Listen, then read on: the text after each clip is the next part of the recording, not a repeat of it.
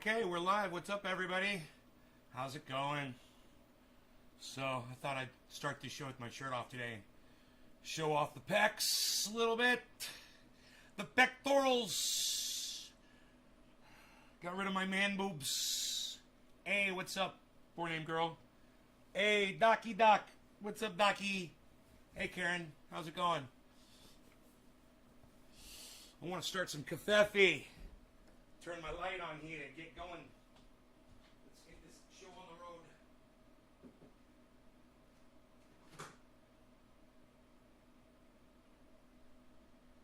Okay, coffee is started. Y'all like, damn, you guys are funny. Josh! Josh, where have you been, buddy? Thank you, Josh. I've been working my ass off to look like that. Hey, Billy. Billy helped me with it, somewhat. Telling me to breathe while I work out is important. Breathing is a big deal. Billy, refresh. Damn it. Refresh. Yay! Did you hit refresh and you're like, yay! I want to see that show. Refresh. Yay! He's live. So, we're going to be talking about abortion a little bit. It's not really the topic. The topic is Dusty... Cult of Dusty calling out Jimmy Dore on his lack of Trump bashing.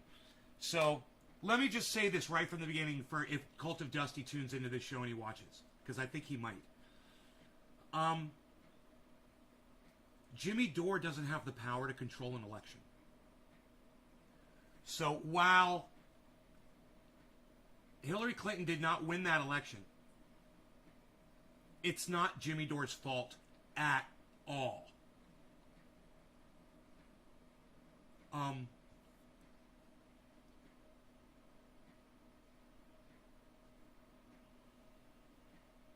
That's the first thing. The second point I want to make is Cult of Dusty makes a great point. He does make a great point. And I made the same point back when Jimmy Dore was saying this. But Jimmy Dore had a really good argument. What did Jimmy Dore say? He said that Hillary Clinton is just as bad as Donald Trump. Sam Cedar said, well, if Donald Trump becomes president, we're going to have abortion problems in this country. This literally was said during the interview. And Jimmy Dore said, well, you know, whatever, and just kind of blew that off in his own kind of way, kind of made a joke. And it was like, Cult of Dusty says that he says it was impossible. That's not what Jimmy Dore said. He just said, you know, you could tell me that the moon's going to land in a lake. And he's like, whatever, but, you know, and Sam Cedar's like, well, that's really the issue. Well, let me tell you something. It is an issue, Dusty. It's an issue. But don't forget that Hillary Clinton was celebrating drone strikes, bro. I know Cult of Dusty doesn't give a fuck about brown people as much that live in other parts of the world. It's obvious. But, yeah, there's a plight here in the United States for women, and there's a plight for brown people all over the world that are getting bombed and drone striked. So, you can't just say, put Hillary Clinton in office and everything's going to be better. She's going to keep doing war. Let me go get my coffee, okay? You guys think about this, because I'm going to let you hear it from Dusty himself. This is our sticking point. And this is what I need to really get into, because him and I are going to go at it on this subject. And the problem with this is Dusty is right. So it's really hard to call someone out when they got a good point. And he does make a good point. And it's not even a straw man point. It's a real solid point. Women's rights are important. You know? Abortion is an issue, and it needs to be fucking handled. It needs to be addressed. There shouldn't be suffering from anybody anywhere on the planet. And if we have control over that, then we should fucking deal with it. But like I said, abortion isn't the issue here. The issue here is many other things. And we're going to get into them. There's just so much going on. It's not just a single issue. But let's pull up Dusty.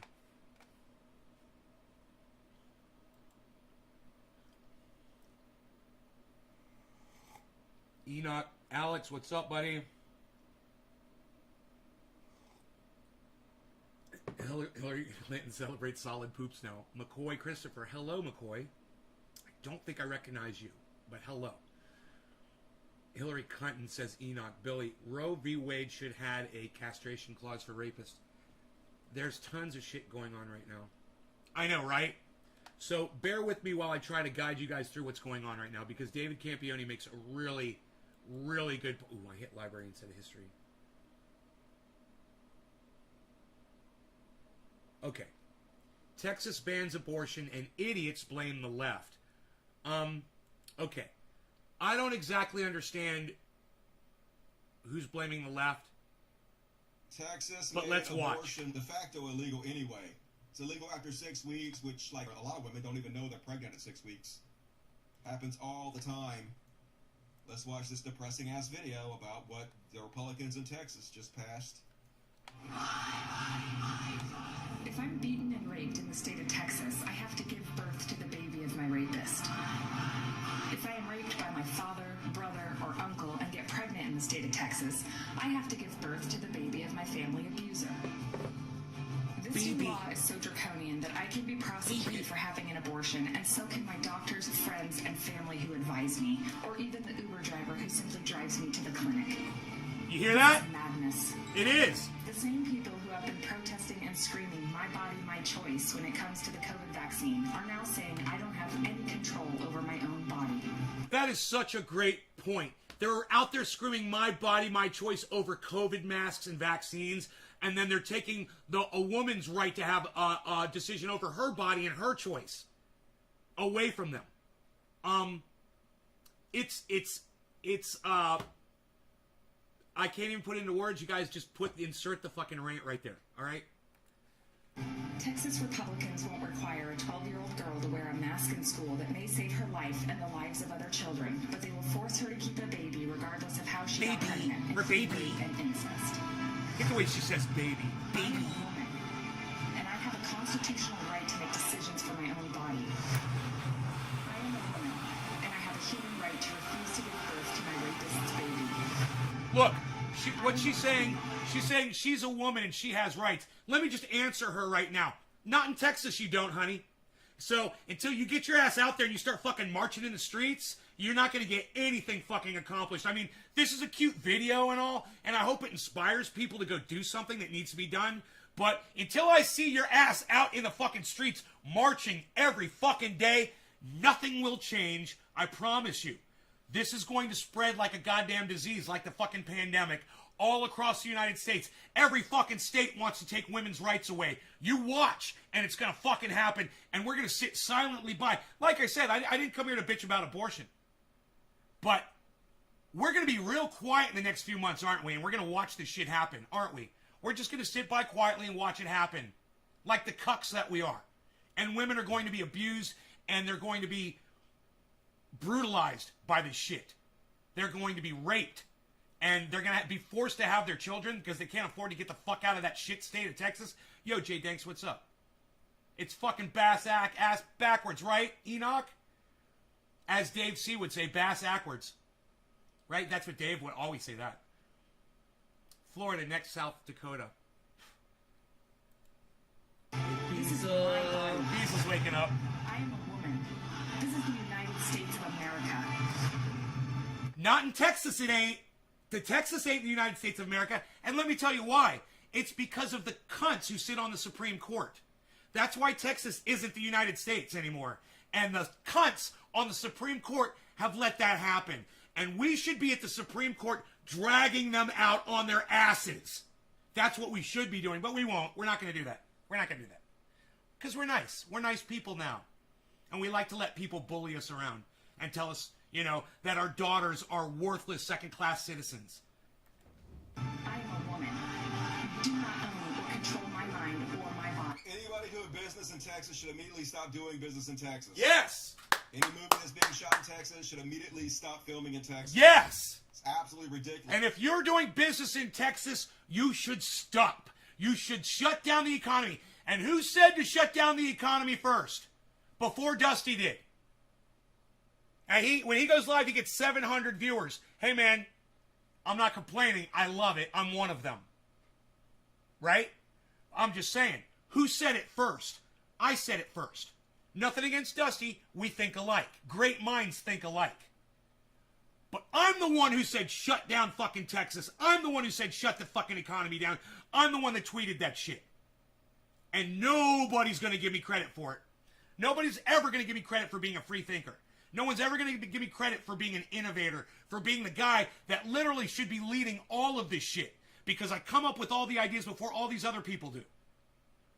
But that's okay. You know what you can do? If you agree with me and you see that I come up with these ideas first, and if you don't believe me, well, you're not fucking following me on Twitter then because I tweeted that shit out. All right? And you could go to my Twitter account right now and you literally go see me telling to shut the fucking economy down of Texas. Before Dusty's video came out. Understand it. Thank you, Karen, for giving me credit. Go ahead and share this video around and get some more people here. And let them know why. Let them know why you're sharing the video when you share it. Listen, the Supreme Court could have stopped this, but they voted 5-4 not to look at the case. Unreal. Describing how horrible this is. They're not doing their jobs. On what grounds, Julia, help me? I don't get this. Like, maybe I'm misunderstanding it. This actually lets private citizens who have zero connection to the person getting an abortion take legal action? How does this even work? Why?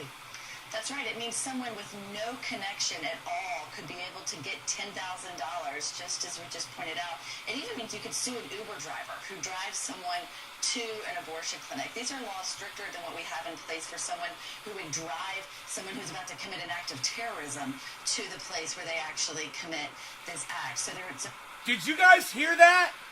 If you missed it, I'm going to replay it. Listen to what she just said right there. Connection to the person getting an abortion. And you tell me what she said. I want to know that you heard this. What does the blonde-haired lady say? That's right. It means someone with no connection at all could be able to get $10,000, just as we just pointed out. It even means you could sue an Uber driver who drives someone to an abortion clinic. These are laws stricter than what we have in place for someone who would drive someone who's about to commit an act of terrorism to the place where they actually commit this act. So there's a What did she just say? The very last thing she said. And who can type it in my chat and tell me what that woman just said? Tell me. Type it out. No law regarding cannabis. Cannabis isn't just for all. Cheers, everybody. Free smoke time.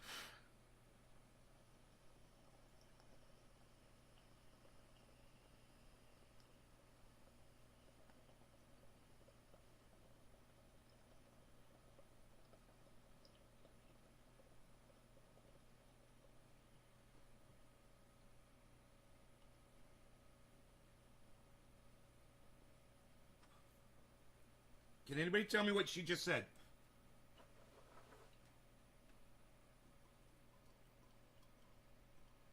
I played it for you twice, and I pointed at her while she was saying it. Who can tell me what she said?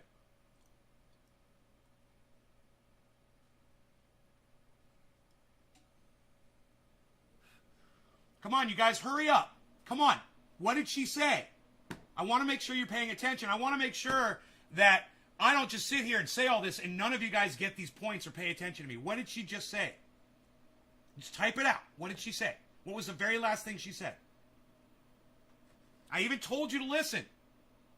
Just one person. Come on. Come on, people. One of you. Type.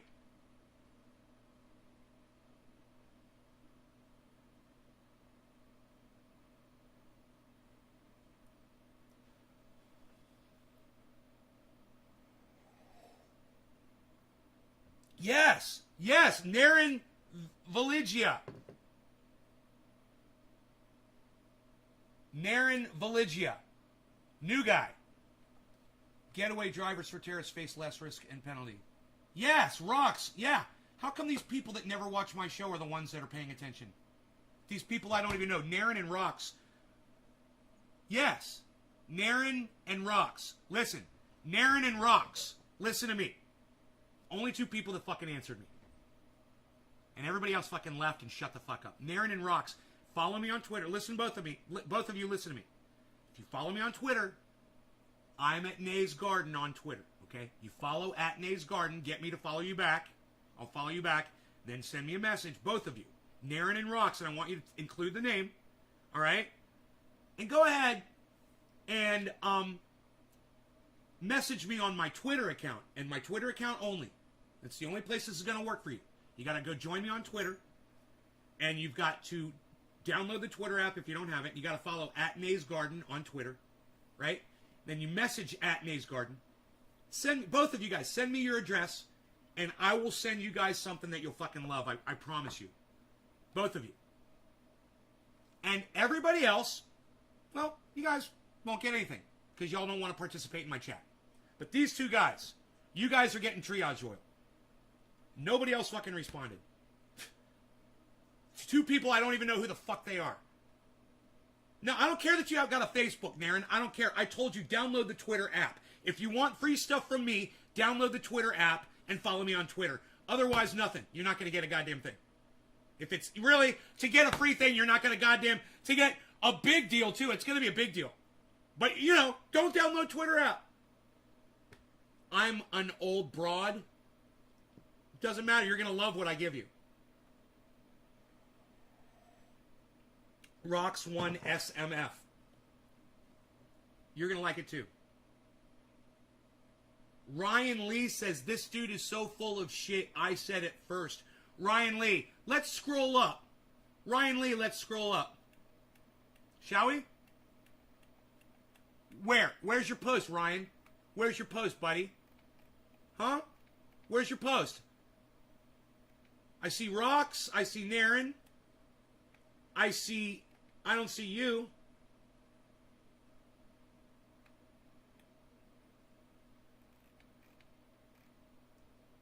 No, you didn't say shit, Ryan Lee. You're just a fucking liar.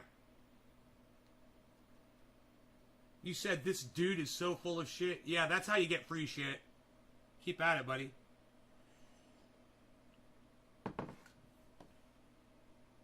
So you guys know what to do. Only Naren and Rox. The only two people that decided to participate in my chat. When I did a dab, I showed you something, I pointed, I said, listen to what she's going to say, and then I pointed while she was saying it. They get free stuff. You get free shit. You're going to love it. I promise you. Go download the Twitter app. Follow @NaysGarden. Couldn't hear you. My fucking boss was yelling. That's all right, Enoch. That's okay. Internet fucked up. How are you, Nate? Hey, J-Bone. What's up, buddy? Yeah, I don't know, man. I don't know why it's so hard for me to ask my audience a question and have you guys respond. It's like, maybe one day you guys will learn. I don't know. This is not just a show about me. I know some of you try to make it about me. You typed it and forgot to push enter? Yeah, you did. I was washing a dog. Yeah, you were. Look at all these excuses come rolling in. I love it. Hey, I'm not mad at you guys for not answering. I'm used to it. I just said, when people come in and they answer the goddamn questions that I ask, I'm going to hook them up. Not a giveaway. Nobody knows it's coming, and I'm not going to use that to bring people into my show. It's the people who are already here that I'm going to hook up. And those are the only people that deserve it. I don't want to lure those fucking lurables in. Those are weak-ass people. And they'll only stay around as long as I'm giving them free shit. No, you come in here, you support me, you're getting hooked up. That's it. Everybody else can go fuck off. You usually respond, yeah, it's okay. You don't owe me an apology. You just didn't respond that one time. The one time I was giving out free shit. I mean, Teresa, I'm literally here telling you to listen and pay attention to what she's going to say and pointing while she's saying it, and you couldn't even process that. It's okay. I understand. I understand. Hey, Renee Nene. I've seen your top body. Yeah, you like it? Thank you, honey. I'm working on it.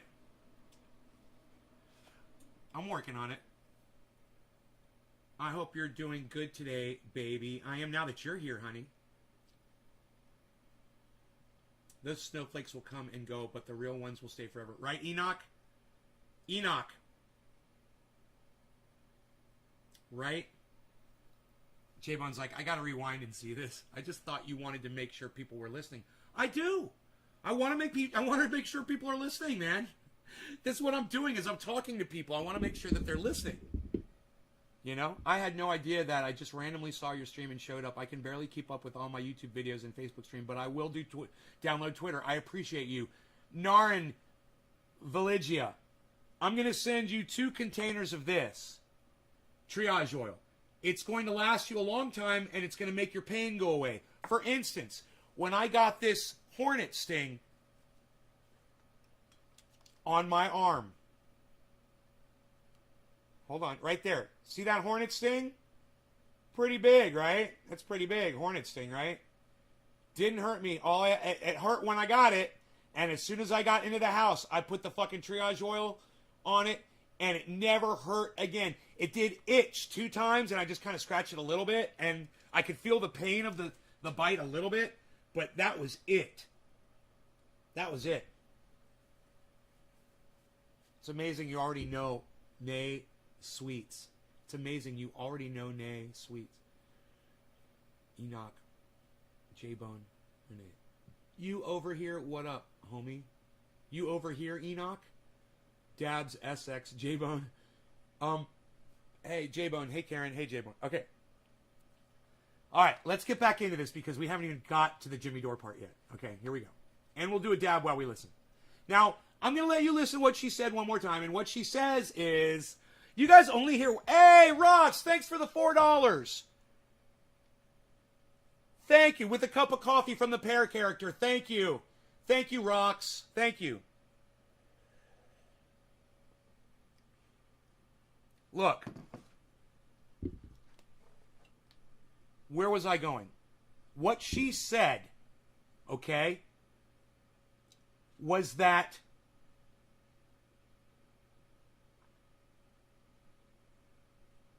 the punishment for participating in an act of terror in the United States of America as an accomplice, you get punished less for than if you take a woman to go get an abortion in the state of Texas. That's what she said. The punishment is harsher for women or people helping women getting an abortion than it is for people helping murder folks with terror and bombings.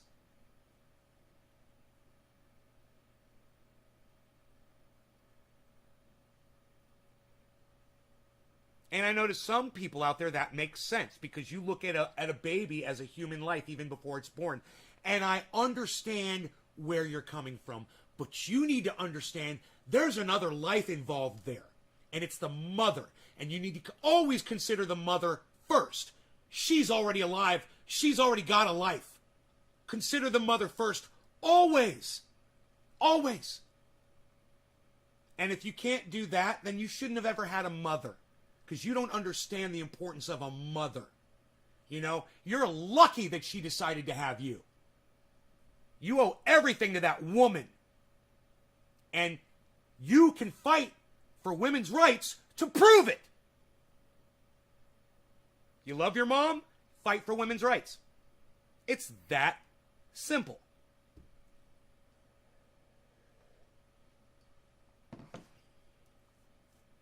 Look. Like I said, the issue itself isn't really up for debate here. And I know that I was going to trail off a little bit, but I'm sorry. I apologize for digressing. We really need to talk about Dore versus Smith. Okay, that's what we're talking about. Dore versus Smith. $1,000, just as we just pointed out. It even means you could sue an Uber driver who drives someone to... And I fucking hate having to do this, but I'm going to do it anyway, and you know how I am. I have to give Sam Cedar a shout out because he fucking nailed it in that interview with Jimmy Dore. He does. So, that was years ago, and he was right. But it's no big deal because I knew that was what was going to happen too. You know, I literally said that too before Donald Trump ever became elected. I said he's anti-abortion and we're going to have problems with women's rights. I told you guys that. We had this discussion. But at the same time, you're dropping bombs. Hillary Clinton wants to fucking go drop bombs in every country that's not America. Iceman, cheers. So remember, right? Trump versus Hillary Clinton, she's a fucking murderer. She murdered way more people than Donald Trump ever did. So you want to talk about how important human life is, Dusty? Let's talk about people that are already adults that are being bombed by America and being murdered by Hillary Clinton under her watch. You don't want to talk about that, Dusty, do you? But it's a fact. How many people have died because of Hillary Clinton? That's the question you should ask yourself. How many people have died because of Donald Trump? That's the question you should be asking yourselves. That's what it comes down to, isn't it? When Chris came in yesterday, he said, "Oh, Denmark's the 5th biggest country in the world." I said, "No, it's not. I'm going to go Google that shit. That's fucking bullshit. There's no way." Right? I Google it. It's the 133rd biggest. You know, we're talking about apples to fucking oranges. And you have to decide what you're fucking judging before you jump in and start saying, "Oh, this is right and this is wrong." Get your facts straight, people. That's all I'm saying. Get your facts fucking straight and understand what's going on. Hillary Clinton is a fucking murderer, hands down. Donald Trump murdered some folks, and he raped some folks. Hillary Clinton supported a rapist her whole life who raped some folks. She slut-shamed women who accused Bill Clinton of raping them. Hillary Clinton has got all kinds of fucking issues. And Cult of Dusty doesn't really look at any of them. So maybe when him and I talk, we can talk about why Jimmy Dore hates the fucking left so much. You know? An abortion clinic. These are laws stricter than what we have in place for someone who would drive someone who's about to commit an act of terrorism to the place where they actually commit this act. So it's a very strict law. Right now, the Supreme Court could act on a piece of this if they take up what would be an emergency application from several of those Texas abortion providers, but they did not act overnight. Why? They didn't act, period. They decided not to. Listen. Because of the 3 Supreme Court justices Trump put on there. Listen. They stacked the court. This is exactly what we were saying would happen. Yes. If we don't vote for Hillary. Yes. So I'm about to get into that in a second, but this is a great way to explain this. Yes. Anti-choice people are not trying to stop abortion. They are trying to legislate who can and can't have abortions. Because conservative politicians, their wives and mistresses and daughters will always be able to get an abortion somewhere. Right? All anti-choice rhetoric does is keep people trapped in poverty for generations. Yeah, it makes poor people who can't afford to travel to abortions have babies they don't want. Keeps them trapped in poverty. That's the goal. It keeps them trapped in poverty. If it wasn't the goal, they would spend their time and their money on comprehensive sex education, free birth control, and free contraception, which we know are the things that lower abortion. We know that's how you lower unwanted. So all I thought Dusty was just saying this shit, dude, because I was in the shower when I heard him say this. I didn't realize he was reading a fucking meme off the internet. Wow, that is a great meme. Anti-choice people are not trying to stop abortion. They're trying to legislate who can and can't have abortions because conservative politicians, their wives and mistresses and daughters, will always be able to get an abortion somewhere. All anti-choice rhetoric does is keep people trapped in poverty for generations. That's the goal. And if it wasn't the goal, they would spend their time and money on comprehensive sex education, free birth control, and free contraception. They're using childbirth as a way to keep you in poverty. Hey, Bezo. Hi. That's my Bezo. Come in here for a kissy. You want eggy? You want egg? I'll give you egg. Okay, I'll give you eggy. Rogan gets his egg in the morning. Rogan gets his egg in the morning. Eggy, eggy, eggy, eggy. Eggy, eggy, eggy, eggy. Eggy. There you go, bees. There you go, bees. I got your eggy. Hi, bees. I took them over to my neighbors yesterday. They got these little kids. And, oh, God, they're hugging Rogie, you know, give him hugs, and Rogan just loves it. It's so freaking cute. All right, let's get back to this. Can I get your opinion on my last question? I never heard of Dusty. Oh, Dusty's fucking great. He's great. He's not 100% right on everything. He hates Jimmy Dore. So I've already got a problem with that. But I love this man, and I love Jimmy Dore. And Jimmy Dore couldn't give a fuck about this guy. Probably doesn't even know who he is. But these two guys should have a fucking debate. You know? I would love to moderate that.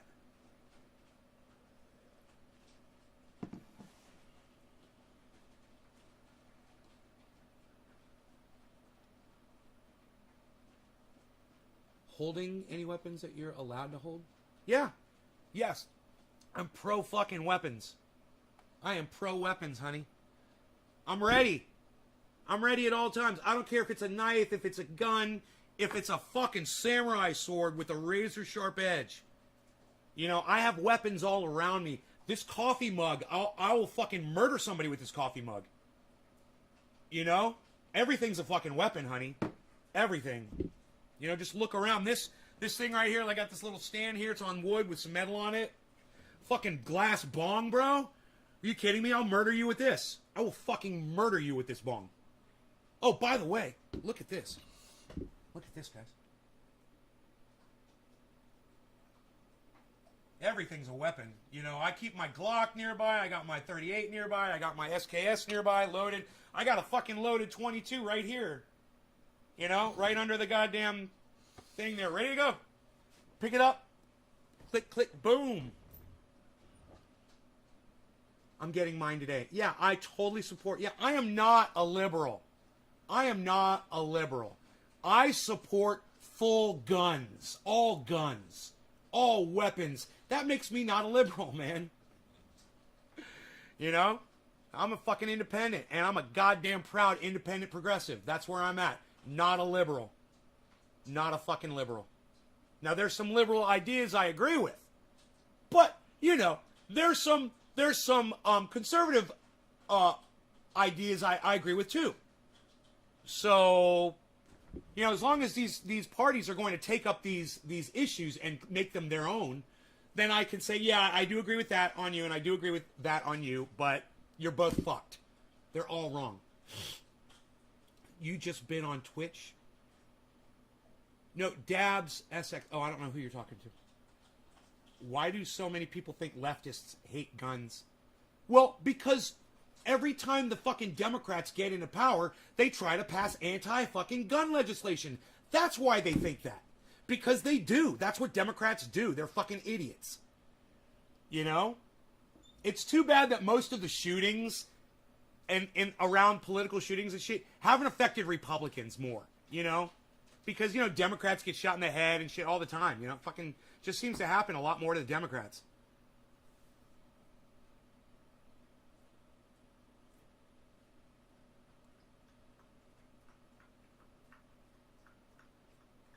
No, they don't. Sorry, Nate. Dabs. X is me.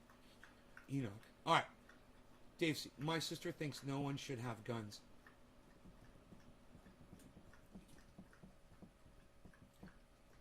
Yeah? Does your sister have kids? Because people are always going to have guns. It's like, does your sister think no one should have, heroin? Does your sister think no one should have, a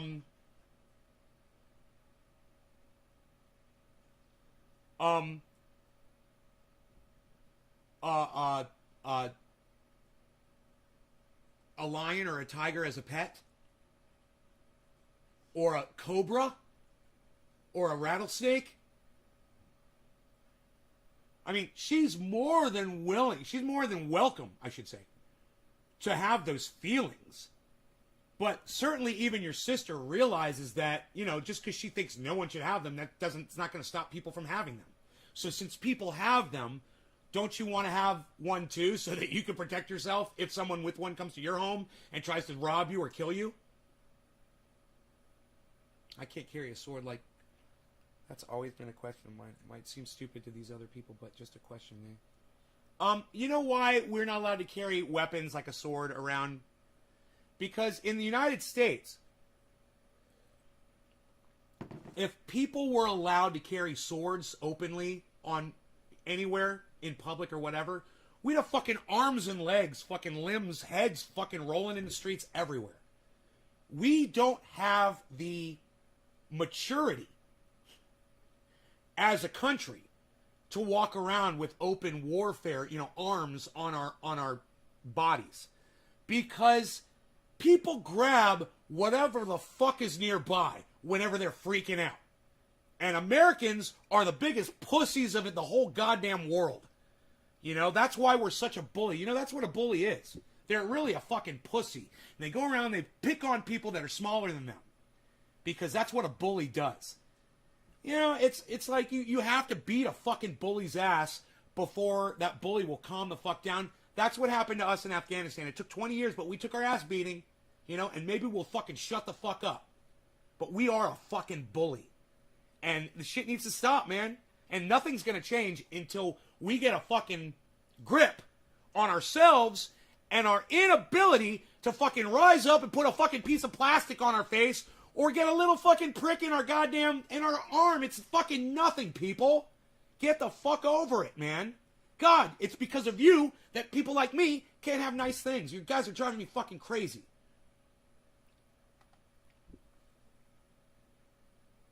You just pull out a gun and shoot you. I'm a lib sock. Socialist, right? But in actual on-the-ground politics, pretty independent, but definitely a leftist more than on the right. But I also have different definitions than many folks. Yeah. You're not going to eradicate guns. You know why I know that? Because you ain't getting mine. That's why I know you're not going to eradicate guns. Someone's always going to have them. Just like there's always going to be crack cocaine. There's always going to be... I will say this. You can't really find... What was that drug they had back in the late 70s and the 80s? It was everywhere. And they banned that fucker. They went all the way to China and shut that motherfucker down. I can't remember what that drug was. You guys remember that? What drug was that? Fuck, I can't remember. They've eradicated it. It was some kind of a depressant, a painkiller. Quaaludes, right? No more Quaaludes, man. You can't find fucking Quaaludes anymore. So maybe I might have to take it back here. They did eradicate fucking Quaaludes, man. So you can get rid of a thing.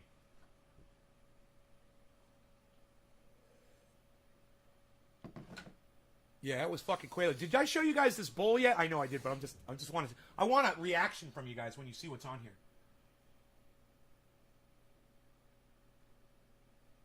You guys see what's on there? You guys realize what I'm about to smoke? Do you guys even care? You guys even know what's about to happen here? I think I'm going to put some Dusty Dust on here. I'm going to put some Dusties on here because we're talking about Dusty. Dusty Smith, my favorite Dusty. Dust Bunnies. Kitty Party. Hey, why the kitty party? Because it's Dusty Smith, that's why. I'm going to put this bud on top of the concentrate. You took legal Quaaludes and you're 60? Rest in peace, Quaalude, says Billy. Woo, that's funny. We're reminiscing about Quaaludes. I fucking love it.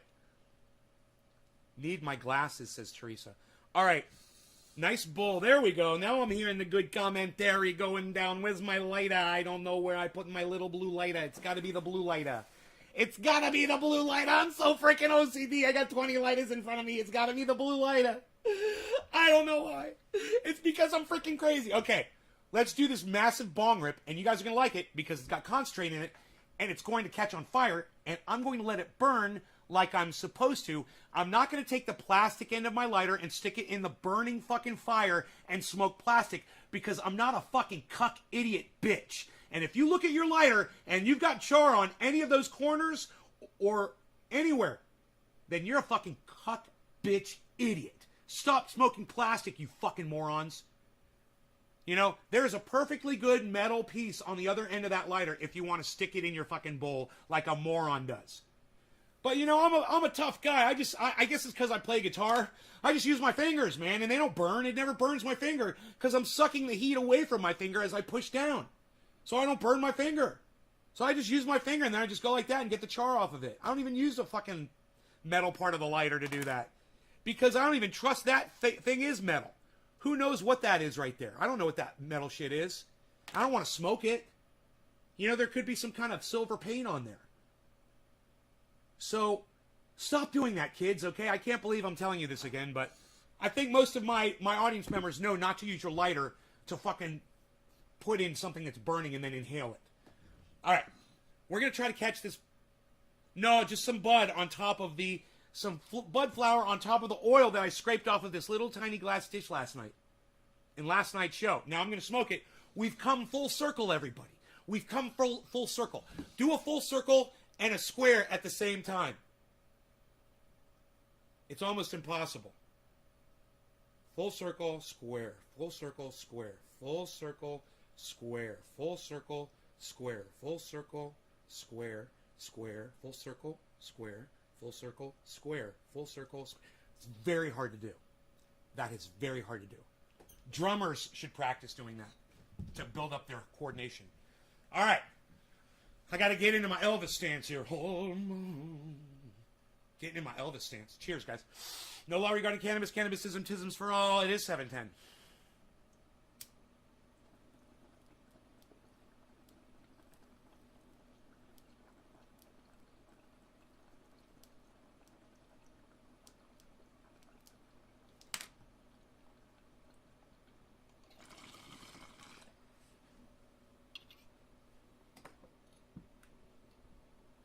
Who says you can't smoke a dab and a bowl of flour at the same time? Not this guy.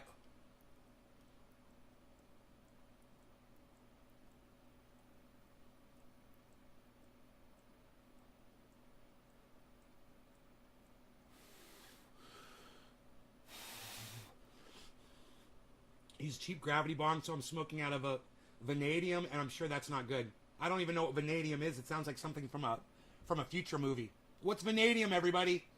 What's vanadium?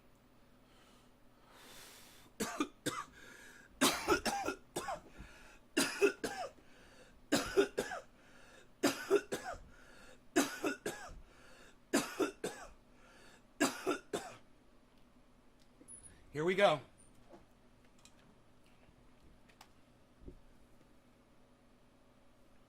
Are you ready for some football?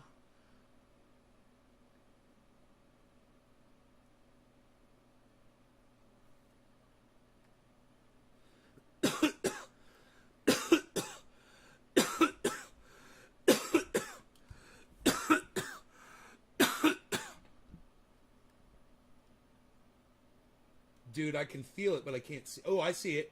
I see that shine. I see that shine. Oh, there it is. Oh, look at that. Look at that. That is a dab sweat. That is exfoliation. Exfoliating, or whatever. However you say the word.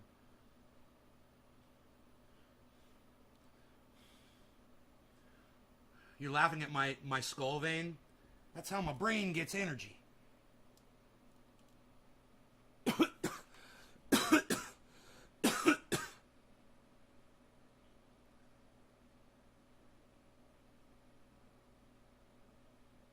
at the dab sweat. Dab sweat and tears, son. Dab sweat and tears. Let's cry it out, everybody. Let's cry it out.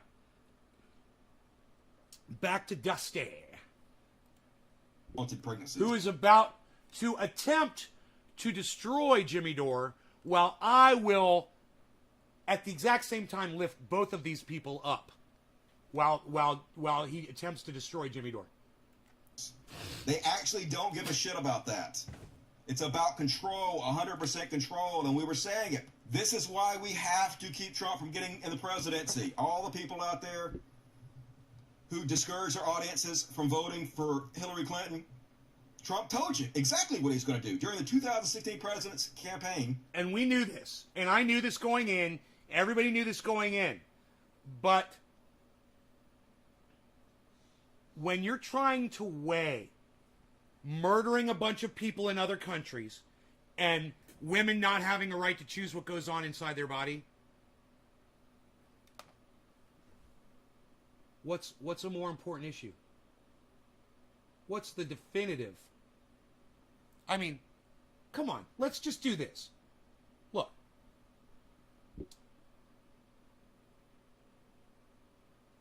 You can say that a woman being raped and being forced to have their rapist's baby is, you know, the worst kind of a punishment to give someone who deserves none. But is it worse than having a bomb or a missile come into your home and kill your baby and you and your whole family?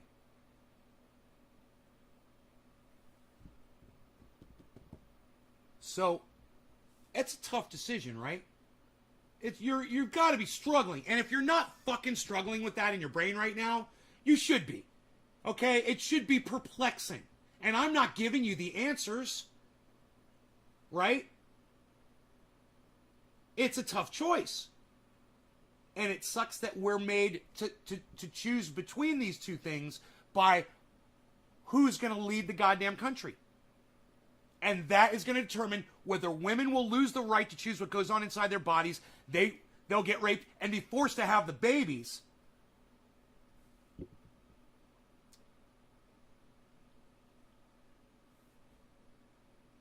You know, let's say you get raped in Texas. It's incest. You need an abortion. So you take a trip to the next state over to go have the abortion. Does the person who drove you out of state to get the abortion, I wonder, is it, you know, if she's driving to go get a legal abortion in another state, are they saying that person that drives you, I don't know. That's why I'm asking. That law in Texas, does it say that if you drive them to another state, then your more punishment will fall down upon you than if you drove someone to go do a killing somewhere, a murder, a terrorist attack? I don't know. That's why I'm asking, because I'm not sure. It's a stipulation, but it's an important one. Because if that's the law, if the law is, let me bring these mics a little closer. If the law is that you're transporting someone out of the state to go do something legally that's not legal in your state, and you're going to be punished for it, well, you guys, that's complete fucking insanity. I mean, the whole law is insane already.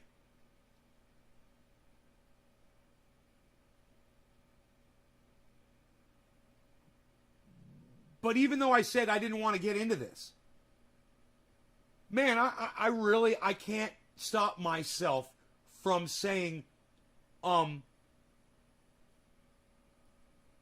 Texas needs to stop this shit. You know, this is fucking brutal. This is beyond, I mean, it's beyond someone being killed instantly in a drone strike. But not everybody gets killed instantly in a drone strike. Sometimes the neighbor catches shrapnel in their fucking eye and lives without an eye. Or they're blinded. Or they can't hear. You know, or the surrounding neighbors can't hear. But that's okay. They're not reported because they're not deaths. Is that fucking horrible? Yeah, it's fucking horrible, man.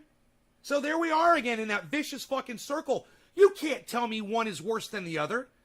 But Dusty can. Dusty can. Mr. Trump was asked during a debate whether he wanted the Supreme Court include justice he would name to overturn Roe versus Wade. If we put another 2 or perhaps 3 justices on, he put 3 on, that is really what will happen, Mr. Trump predicted. That will happen automatically, in my opinion, because I am putting pro-life justice on the court. I will say this. It will go back to the states, and the states will then make a determination. It's exactly what happened. He warned us. So let's remember, who on the left tried to influence their audience not to vote for Hillary. Me. Jimmy Dore. Jimmy Dore. Me did it. too. Yeah. Me too. But I told you not to vote for either. Okay? And I want you to recognize that. I want you to recognize that I always told you don't vote for either of these assholes. Here's my fucking ballots. I would never vote for fucking Hillary Clinton. I would never vote for fucking Donald Trump. And I told you guys that, and I showed you my ballots. And I said, I'm not going to participate in this.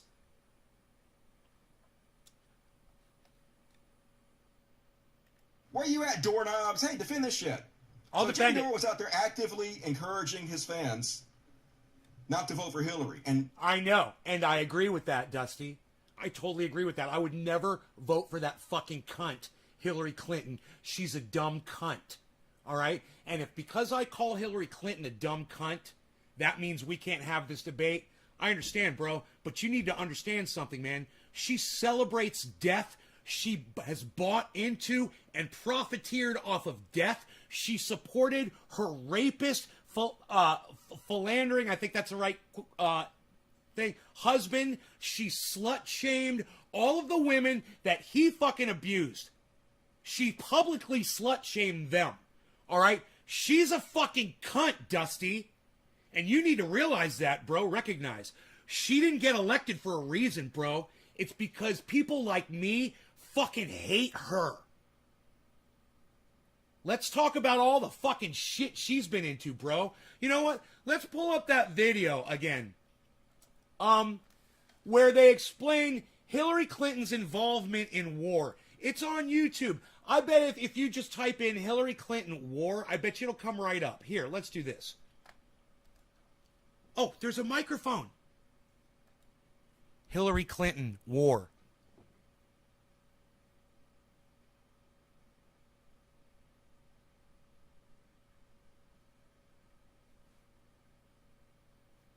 Didn't work. Hillary Clinton war.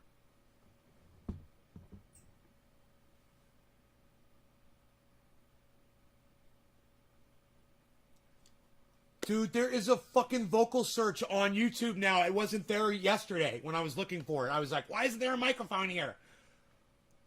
Dude, has that always been there? What the fuck happened? Dude, I literally wished for that yesterday and it's here today.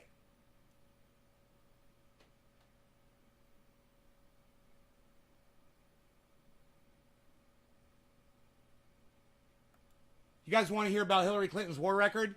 It's a less than a 4-minute video. Let's watch it together and smoke some cannabis, and then we'll go back to Dusty.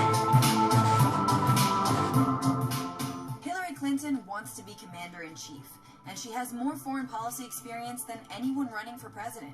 She even brags about it when she can. Yeah, I was very flattered when Henry Kissinger said I ran the State Department better than anybody had run it in a long time. But she might not want to name-drop a guy who orchestrated coups, propped up dictators, and probably violated international law. And experience isn't the same thing as success. What's Clinton's track record when it comes to U.S. intervention abroad? And why does it matter? Everyone knows that back in 2002, Senator Clinton voted for the invasion of Iraq. Even though she now admits that it was a mistake, has she learned from it? Well, her actions at the State Department are telling. Let's start with the bombing of Libya during the... I like to say this. No, let's start with Iraq, because 1 million innocent people died. So let's start with that. Okay? Let's not... She literally glazed over, well, she voted for that, but, you know, she should have learned from that. 1 million people... 1 million people dead. 1 million. Because of something Hillary Clinton decided was something that we should do. On no evidence. Yeah, let's go to Iraq and kill 1 million people. Okay, let's move on. Arab Spring. Clinton was the Obama administration's most influential advocate in toppling the Libyan dictator Muammar Gaddafi in 2011. Using flawed intelligence from Libyan opposition leaders, she pressured President Obama to join coalition forces, despite resistance from members of his cabinet. Following the death of Gaddafi, NATO bombing ended, but Clinton had no strategy for securing the country after his overthrow. The chaos that followed, free-flowing weapons and armed militias, have turned Libya into a country with competing governments, no rule of law, and a growing ISIS presence. Now, we've got experience in power vacuums, which is exactly what Hillary Clinton created there. She created a power vacuum. So, you always have contingencies for when that happens, because if you're going to remove a government, I mean, you're going to remove a fucking government, man. Hillary Clinton decided to remove a government from a country. What do you think is going to happen? Right? And she's like, yeah, let's murder this guy. Let's take out the government. Oh, yeah, sorry about your government. Yeah, sorry about complete chaos that ensues. Yeah, some of this needs to be just kind of spotlighted, okay? Still, the former Secretary of State seems to be proud of her role in regime change in Libya. Libya actually held elections. They elected moderates. They have tried to piece together a government against a lot of really serious challenges. But Libya isn't the only case of Clinton's militaristic approach. Whenever the Obama administration was divided about using force, Clinton was on team intervention. She repeatedly advocated for the 2009 decision to send thousands of troops to continue the war in Afghanistan. Vice President Joe Biden and others opposed it. But even after leaving the State Department, Clinton has been vocal in her readiness to take on conflict around the world. When it comes to Iran, Clinton's publicly supported diplomacy and the deal. But at a time when the U.S. is dropping sanctions, Clinton says there should be new ones. Which is really a very retrograde posture, something that's not shared by pretty much anyone within the Democratic Party. On Syria, Clinton's distanced herself from Obama. She's called for a more aggressive approach, including a no-fly zone, more airstrikes, more special ops, and Ground forces actually taking back more territory from ISIS. Then there's Latin America. Clinton's record points to leadership that talks a big game on democracy, but behind the scenes isn't all that interested in it. In 2009, she condoned a coup in Honduras, even though the United Nations and others condemned it. Clinton secretly negotiated with coup leaders to ensure fast elections and that the former president would not return. Since then, Honduras has been rife with drug violence and police corruption. It has the highest homicide rate in the world, which is part of the reason so many migrants have become U.S. asylum seekers. Given all that, who's Clinton hoping to attract with this record? It's very difficult to perceive who within the Democratic primary electorate she's trying to woo over with an extremely hostile and antagonistic foreign policy. So, is Hillary the commander-in-chief the Democrats want and that America really needs?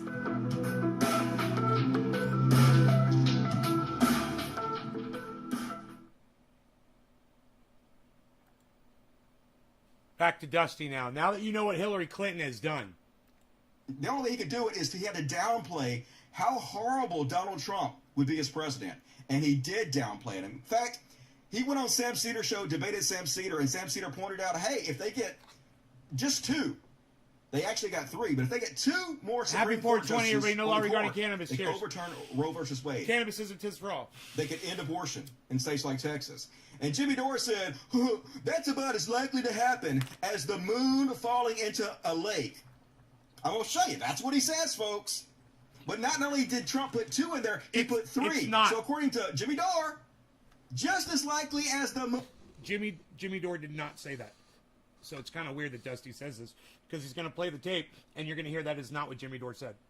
Moon falling into the lake is what actually happened. This is how wrong Jimmy Dore is about fucking everything.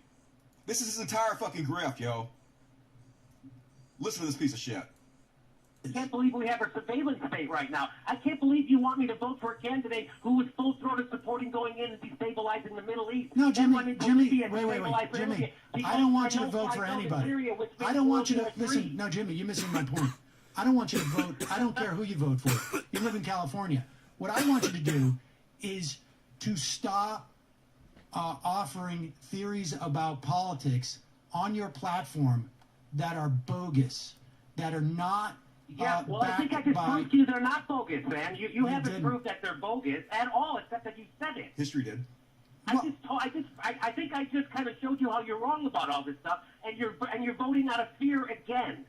Out of fear. Oh, because there might be 2 Supreme Court judges. What if the moon falls into Lake Michigan? What are we going to do then? Now, Jimmy, let's talk about risk. He said that Jimmy Dore said that the chances of Donald Trump electing more Supreme Court justices were as likely as the moon falling into Lake Michigan. That is not what Jimmy Dore just said. Do you guys agree that Cult of Dusty is completely misrepresenting? Do you want to know what Jimmy Dore said? Jimmy Dore said, well, yeah, that can happen, and the moon can fall into fucking Lake Michigan too. But, you know, Hillary Clinton's a fucking murderer. He's not saying it's not going to happen. Do you guys understand what Jimmy Dore was saying right there? He wasn't comparing it and saying the likeliness of... I mean, I think Jimmy Dore pretty much knew that Donald Trump was going to do that. You know, and he's not saying that he's not going to do it.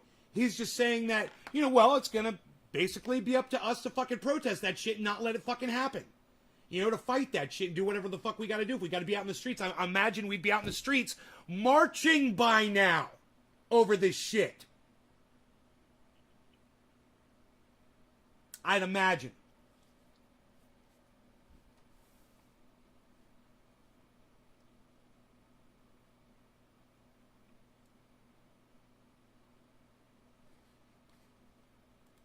Do you think there's a difference in the probability that 2 80-year-olds with multiple cases of cancer are going to serve out their term versus the moon falling into Lake Michigan?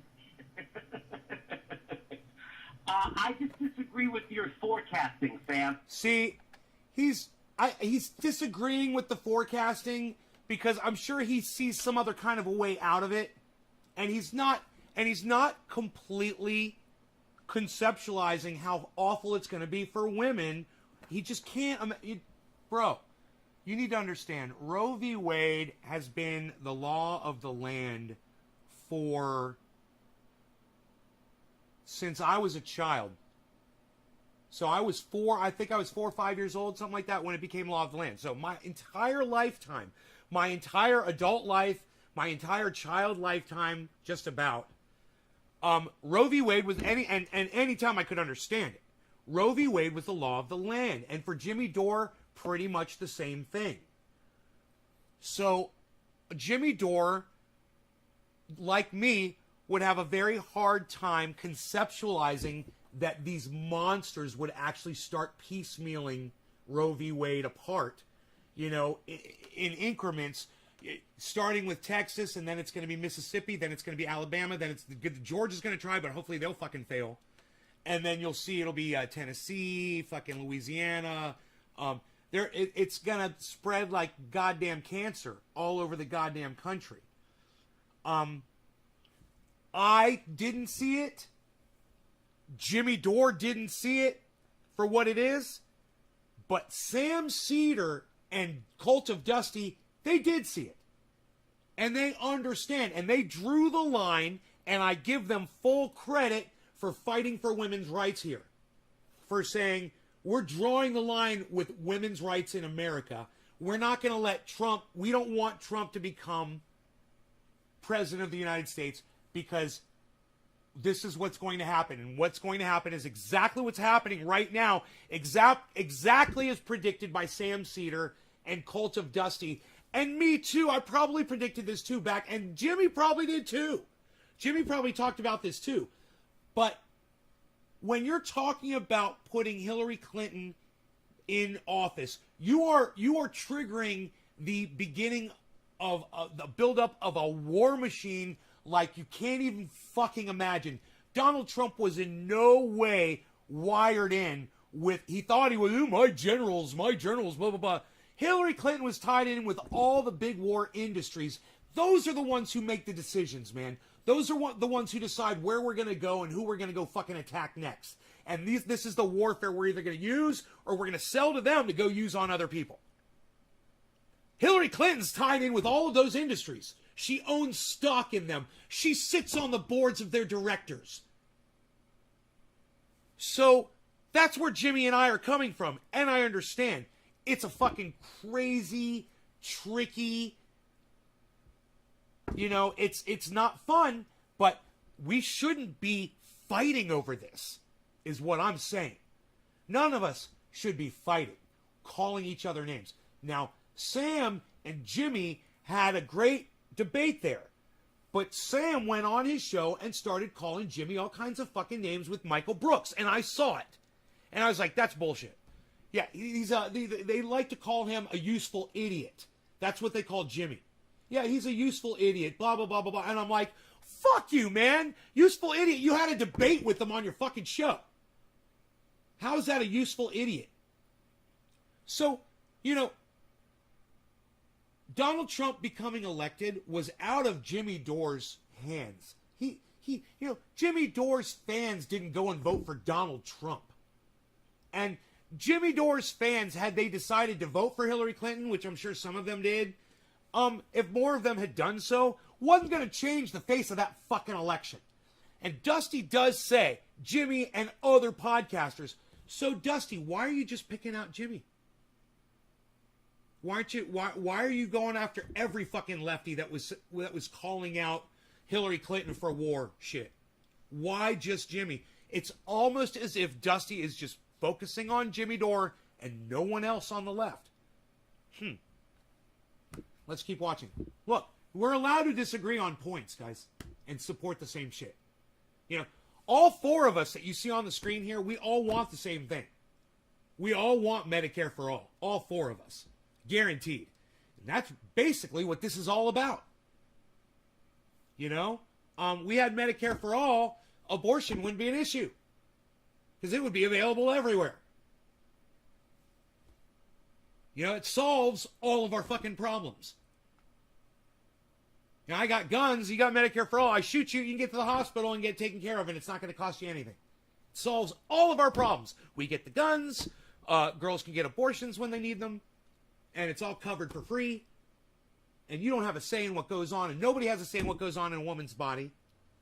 And if a girl gets raped by her father, or her uncle, or her grandfather, or her brother, or her cousin, or a gang, or some fucking rapist douchebag, just a fucking criminal, or a boyfriend that decides to fucking rape her and impregnate her, and she doesn't want to have a baby with that guy, she gets the right to decide what goes on. And you don't. Period. What's going on in Texas is fucking bullshit. Jimmy doesn't want it. I don't fucking want it. And we didn't fucking contribute to this at all. We didn't contribute to it one fucking bit. Like I said, stop blaming people. He didn't vote for either of these motherfuckers, and neither did I. Why is it our fucking fault, man? And when he's giving his opinion on his show, he's not telling you how to fucking vote. Even if he is telling you how to vote, everyone makes their decision for themselves. And he knows that. And if people are allowing Jimmy to decide how they vote, that's on them. It's not on him. Just like it's not on you or Sam or me or anybody else. Or Ben Shapiro or Candace Owens or that fucking douche-tard fucking, Charlie Kirk. Fuck him. Charlie Kirk. Trump-loving motherfucker. I don't agree with it. I think it's a bigger risk. Do you want to look at actuarial tables Sad for the life expectancy of an 80-year-old man who's had multiple cancers? Sam, I can right now get you a great deal on term life insurance, and you know that's the best. Always making jokes. It's funny to him. It's not going to affect Jimmy Dore. So why should he fucking care? And of course, all the shitheads are going out there blaming... Okay, he cares. He was given a choice between a shit sandwich and a turd burger, bro. And understand, he didn't put either one in his mouth, and neither did I, Dusty. Get the fuck over it, brother. I love you. I love you. Huge fan. I'm in character right now. Get the fuck over it, Dusty! Everybody should subscribe to Dusty's channel. And what the fuck, why aren't you guys fucking Dust bunnying it up with me every time he goes live? Why the fuck aren't you over there when he's live? Mondays and Fridays. Psh, nights, I'm there. I'm hanging out. I'm chilling. He's doing the Dusty thing. I'm in there chilling. You guys, come visit. Take your medicine like a man, Dusty. The left, because the right has banned abortion. It's always the left's fault. When the right does something bad, it's the left's fault. Here's goddamn David Silverman. I cannot believe this guy used to be a hero, but I'm so embarrassed. Okay, he's not just picking on Jimmy. He's a giant piece of shit. His whole grift now is just how big of a piece of shit can I be? David Silverman says, I hate losing abortion rights, but... No, there's no but. I hate losing abortion rights, period. Not but. This sucks. This really does suck. But that guy shouldn't say that. And Dusty's making a really good point right there. But you're a fucking douchebag. But nothing, motherfucker. I am not even going to read the rest yet. I don't have to. But nothing. I hate losing abortion rights, and I should be out in my fucking street marching about it right now. The left deserves to lose this previously solidly protected right because they gave up free speech, due process, and embraced racism against Jews, whites, and Asians, as well as low expectation racism. So let's punish all women. This is the dumbest shit. Dusty's making a really good point here. Whoever this asshole is, I've never heard of him. Mr. Blue Check, but I've never heard of him. Against blacks, rape, yeah. Let's punish half the population because some of the people I disagree with, I'm claiming, are racist and hate free speech. Isn't that fair? Isn't that a solid take from this brainiac? And then he goes on to double down on it because he gets off on being a piece of shit. Did my last tweet make leftists sad? Good. Women are losing abortion rights because the left adopted blindly stupid and racist positions that smart people can't support. So, no more abortion rights. Don't shoot the messenger. Women are losing because the left is unsupportable. God damn it. Always the last part. Never take any responsibility for anything. I hope that motherfucker got David ratio. Silverman, who has on his profile, ex-leftist, ex-woke, firebrand atheist, and humanist. CRT is racism. 2 + 2 = 4. Character over color. Just sad. Ratio that MFer. Ratio that MFer. I'd tweet that. Trash. Ratio that MFer. Texas would vote for a war on a country to kill babies. Dumb. Dommy dumb. I watched him last night. First time. Why do so many men have a say in abortion rights? They are the reason people would need one in the first place, more than likely. Lol. 100% likely. It was a man's fault. 100%. Whoa, there we go. I can do this and I didn't know it, man. It's so bad as fuck. I just learned something new I can do with my software. It's really cool. To move things around. I can move things around a lot faster now. I just click and drag, and I didn't know I could do that. I always click the button and highlighted shit, and I just click and drag it and put shit where I want it. Oh, that is so fucking cool. I've always been able to do that, and I never knew I could. You guys see Rogie sitting here just chilling? My bees. Should I give him a cookie? Should I give him tell him it's cookie time? Beezel, it's cookie time.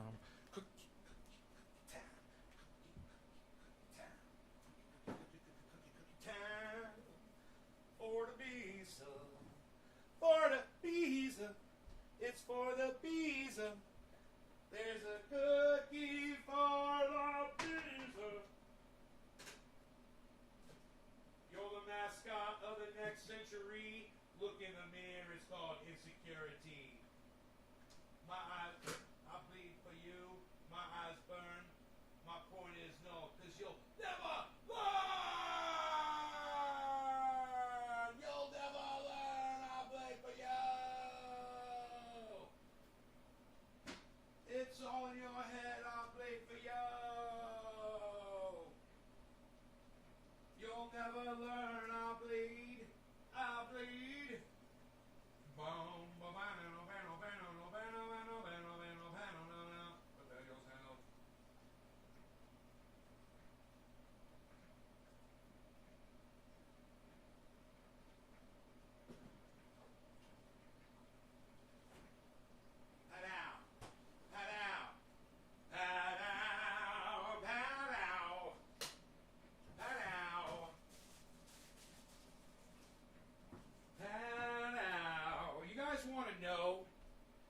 guys want to know how fucking amazing coffee grounds are for when you're doing gardening? Here, let me show you my garden. Hold on one second here. When you're, I got a video from the downstairs grow, guys. Made it this morning. When you make Keurig 2.0s, right? I'm going to show you guys something. I'm going to teach you guys something right now. Get yourself, what works great is a, safer than a knife. One of those little sticks, the wooden sticks, most people have these. You get them, you'll see them in a store, so you'll pick up a pack and you'll have them. You use them for like little mini shish kebabs. These little wooden sticks are great for cleaning out glass, right? And if you got these little wooden sticks, they've got a little spike on the end, right? You get your Keurig packs after you use them. I don't know if I've ever shown you guys this on the goddamn show before. I was on Dusty's Live for a bit last night. I told Dusty I liked his new look. Is this sponsored? The Keurig shit? No. But I want all of you guys to check out Radical Leftist Agenda. Check out Radical Leftist Agenda's channel on YouTube. You got a good channel, right? Radical Leftist Agenda? You got something going on there? Yo, Radical Leftist, you podcast or what do you got going on over there? Let me know. You take the pointy end, right? I'm trying to show you this from both angles here. Take the pointy end and just kind of just run it. It's foil, right? And you make a slit from the hole that's already there. There's a hole in the middle. So you start from the hole and you just draw a line, right? Draw a line just underneath the foil, and it'll lift it up a little bit. And check this out, guys. This is so cool and easy. You just take your thumb and you pull towards the outside, towards the lip. Pull the foil towards it until you get all the way to the edge. And if you just slowly turn it around, and you do this slowly, and it doesn't take long. It takes a second. I'm doing it really slow to show you how easy it is. And you just pull, and you will get, look at this. It pulls all that fucking foil off of that plastic. See this? Look at that. You don't have to pull it all like that. But look at what it does. It exposes all the coffee in there. And then, now, this is the secret to this. Take these and set them out on the counter somewhere where they're out of the way and let them dry out. I let them dry out a couple of days. And you'll know they're dry because all the coffee that's sticking up, it falls down off the edges of the sides. Right? I'm going to show you something. I'm going to show you how fertile and amazing just coffee grounds are. Okay? Look at this.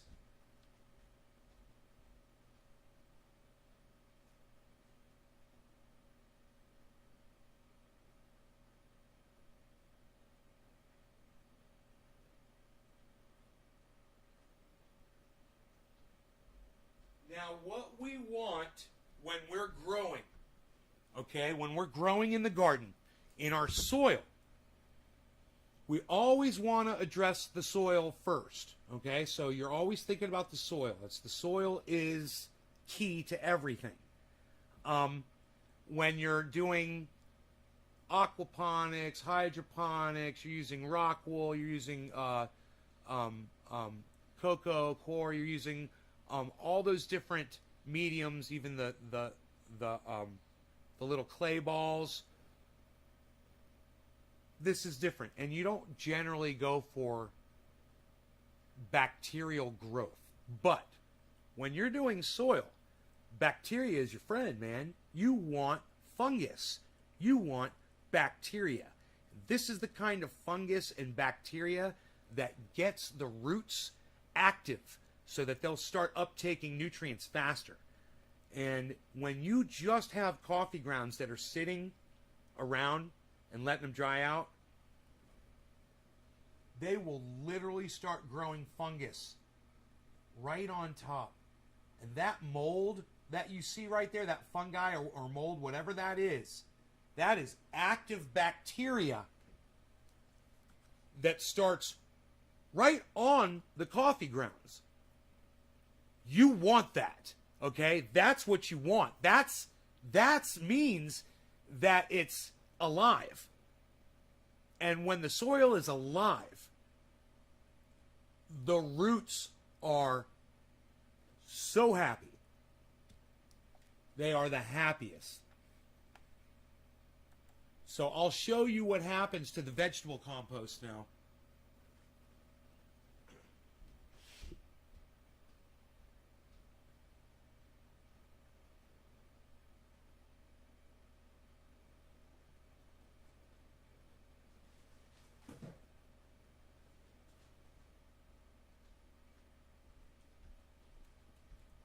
Get complete bacterial growth inside those coffee grounds. Look at all that.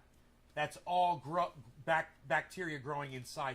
And this goes right outside on my compost pile. This is vegetable compost. Mostly coffee grounds.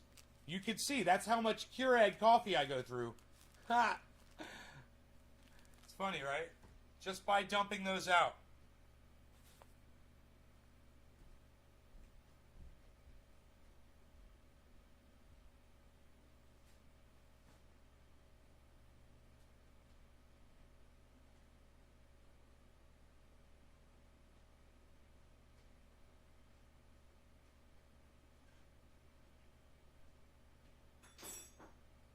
Just a splish, splish, splish, splish, splish, splish, splish of coffee.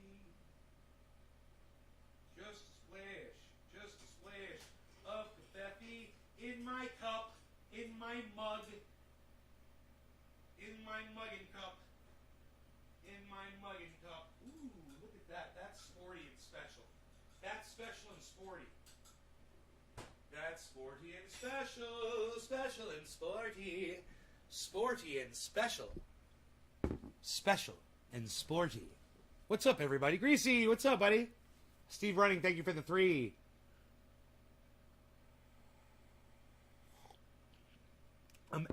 I'm actively getting my first tattoo. Any tips, guys? Greasy, yes. Some triage oil on the tattoo to keep it from hurting you.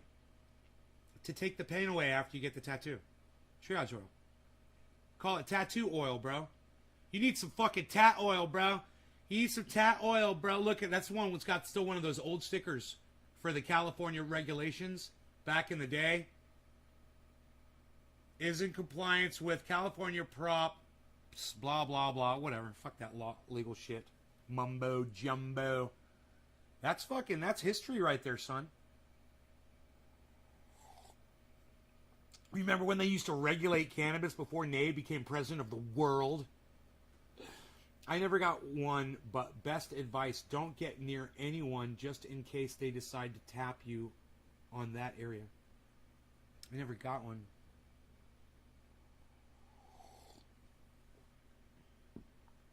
I never got one. You never got one what?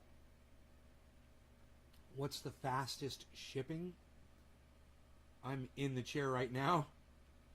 The fastest shipping, Greasy, is you ordering it and me getting it out in the mail today for you. I'll get it out in today's mail.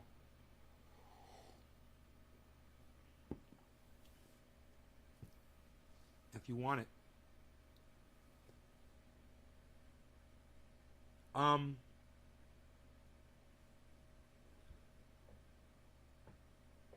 Is 4.75 an eighth? No. 3.5. 3.5 grams is an eighth. 3.5. I believe. Ask for numb cream. Don't drink before your tattoo. We don't like bleeders and it's still going to hurt, so don't be a pussy. Wonderful show to keep me distracted from the pain. It's on which website? TriageOil.com. Triage, TriageOil.com. Go figure, having needles pokes in your... It's a good thing I got a new splash of Kefefi while you're getting your tattoo. Hey, Greasy, what you getting a tattoo of? What are you getting a tattoo of? You're in the chair. Go figure, having needles pokes in your skin hurts like a motherfucker. Okay, thanks, says Karen.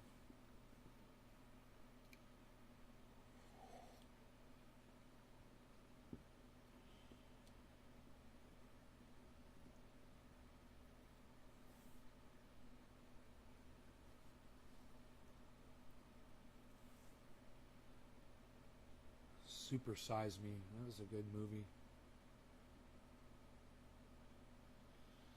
So, did we cover everything? We covered Dusty and Jimmy Dore. I hope I defended Jimmy Dore enough. Let me summarize it for you guys. All right, I'm gonna fucking summarize this.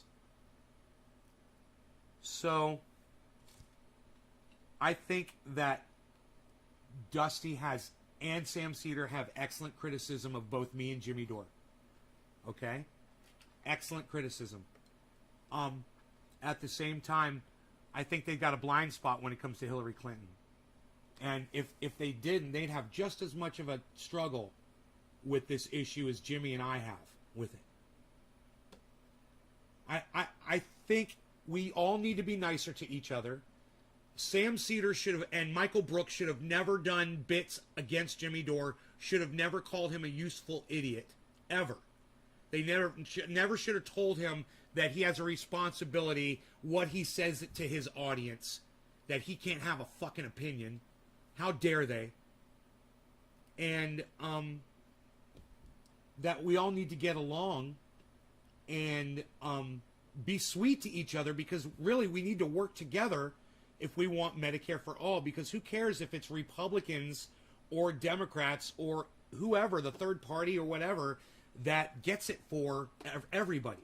Everyone should have it, and people shouldn't be miserable. So, can't we all just get along? That's my point. Can't we all just get along and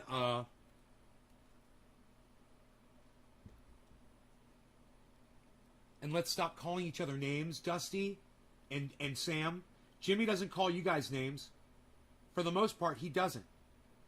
You guys talk so much shit about him, you know, and it's a turnoff, number one. I mean, it's a turnoff. My mother and Tim Black told me about it, but now Tim Black does it too.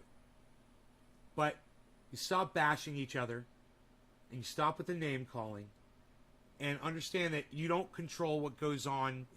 None of us control what goes on from an audience perspective, what goes on in politics. And this is more for entertainment. And don't take it as personally when someone has a differing opinion, and stop the name calling. Stop the name calling just because you disagree with Jimmy.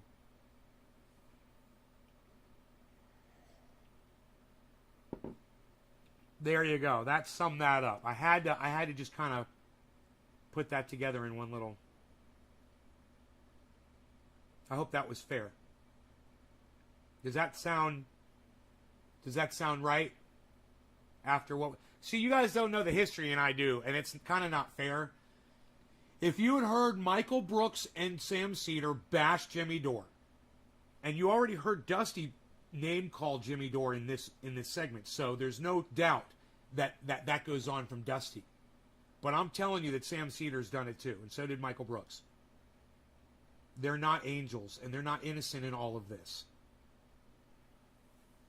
And, wow, I'm still talking about it, man. You guys want me to move on? I think I should move on, man, to something.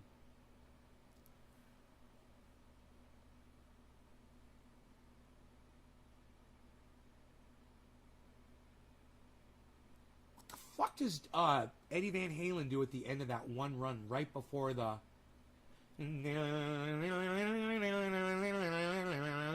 Right before that, he goes, wow, wow, wow, wow, wow, wow. What the fuck is that? I gotta listen to that. I just heard it in my head, and I'm like, I don't ever do that.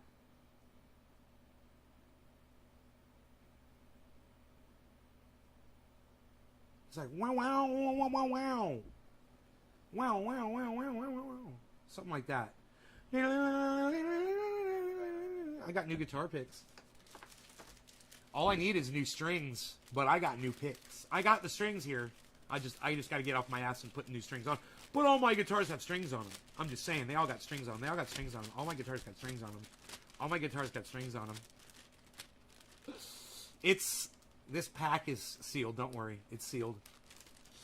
Don't worry, it's sealed. That's exactly where the pack should be right there. I've got an update for you guys from the grow. I was going to show you the grow, as a matter of fact. You want to see the grow, bruh? Trying to watch my bandwidth to keep my That's why I haven't been going in the Discord server. I need to see if I have enough bandwidth to make it to the end of my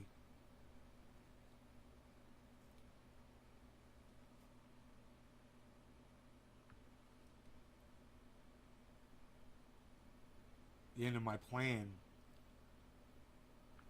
Dude, I got a update for you, bruh.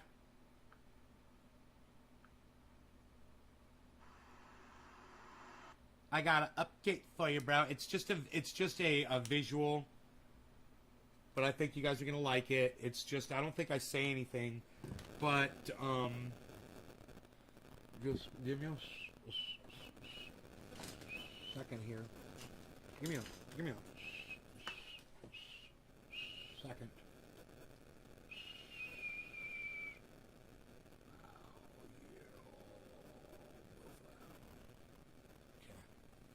It's yellow because I've got the lights on.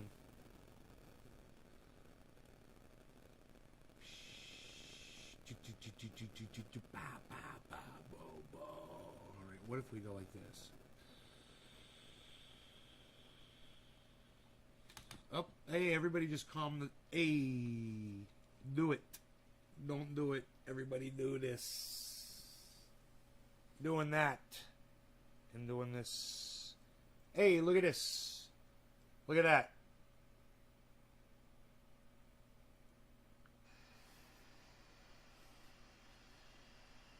It's just the sound of fans.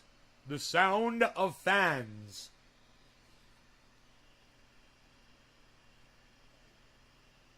So everything looks yellow, you know, because it's in yellow light. But I promise you it is all dark, lush green.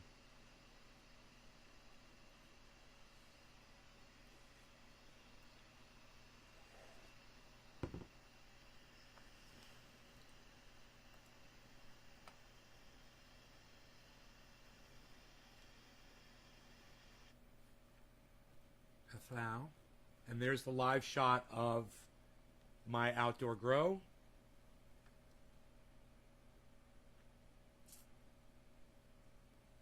You see the fans down there kicking ass. And I might want to turn that fan a little bit to the left. Yeah, let's do that. So it moves the plant number 1 a little bit more. It's not moving the plant. It's just moving a little bit of the branch there. But plant number 2 is getting a good shot. Merry Christmas, says Dom. Hey, Dom. Hey, Dommy Dom, did you get your thing yet?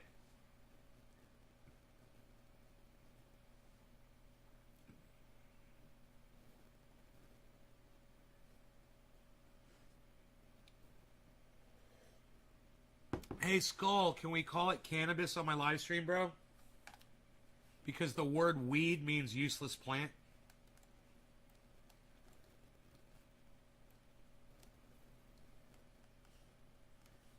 Look what's going on back there. You're getting 2 shots. Hey, look at this.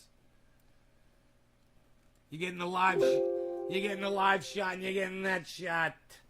It's too much. They can't handle the CPU usage is too high. Too much on the CPU usage. It's beautiful, isn't it? Now you're getting the influx of both videos simultaneously. Oh, okay. I was wondering why you said Merry Christmas.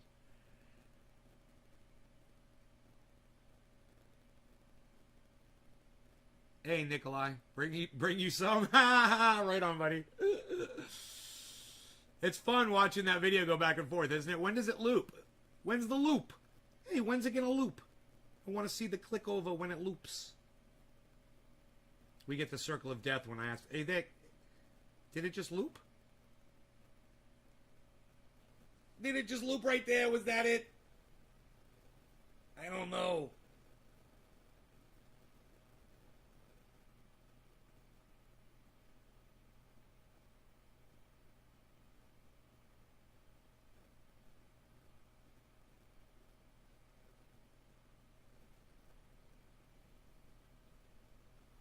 I'm waiting for that loop spot to see how flawless it is.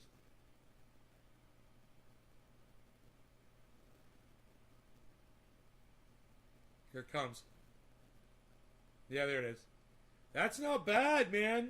That loop, I was almost at the exact same spot when I started that video from when I finished it. That's pretty goddamn cool. That's worth watching from a different angle here. Let's do it like this. Here. Let's oh shit. Here it goes. Here it goes right here. Watch for it. Right coming up. I believe it's right. No. There it was. Did you see it? Did you see the cut? The junk cut? That was fucking awesome, dude. It's like an endless loop of the downstairs grow. That was totally unintentional. And you barely even notice that it loops. And if I probably did like, if I went like this, you'd probably barely even freaking notice the jump. Can I get you in live? No, Nikolai, I can't get you in live. I cannot. Okay, here goes the jump. Watch this. Boom, there it is. Nice, huh? Pretty smooth, man. It's some pretty smooth, unintentional shit right there. I love pretty smooth, unintentional shit when it happens, man. It's fucking awesome. Pretty smooth, unintentional shit. Pretty smooth, unintentional shit. Pretty smooth. God, I sounded like Dusty there for a second. Pretty smooth, unintentional shit.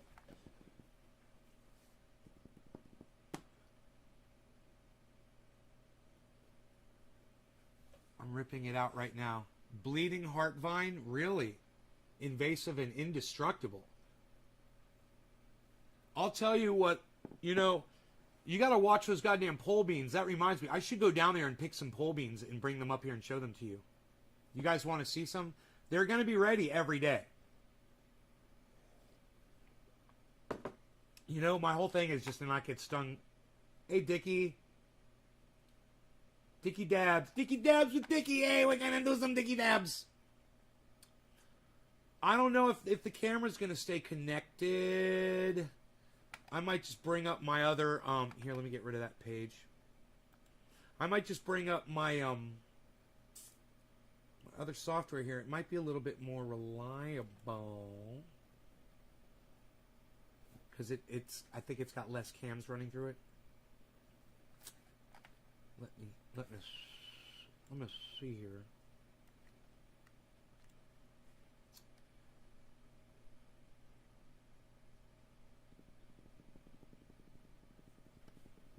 This one's a nice big clear shot. But maybe I'll just do this for you guys. This might be fun too. Here, look at this.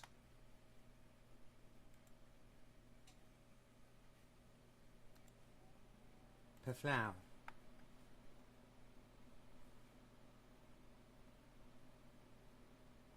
What do you guys think of that? You still see me down there picking the pole beans, but you'll get the view of the, you know, it's a good solid view around the property.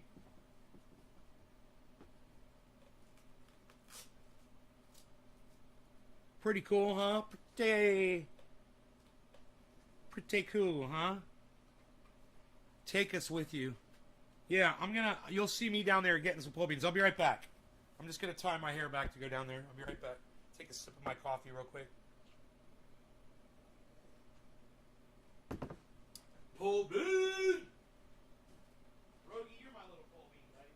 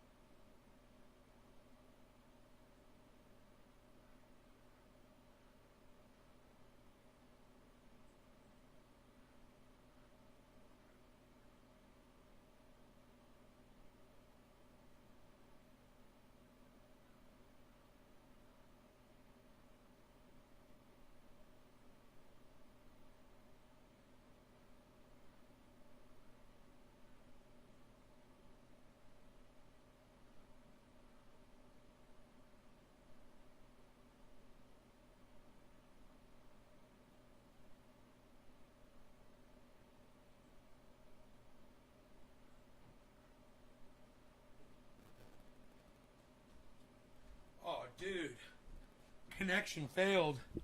Oh no. When did that happen? When did the freaking connection go down, man? Holy shit. You guys, look at what I got.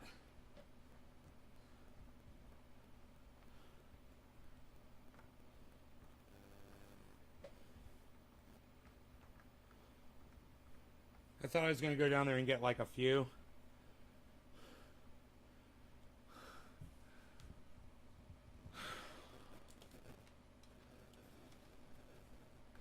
Oh, cool. It just went down, so you saw me down there working? Cool, man. Good.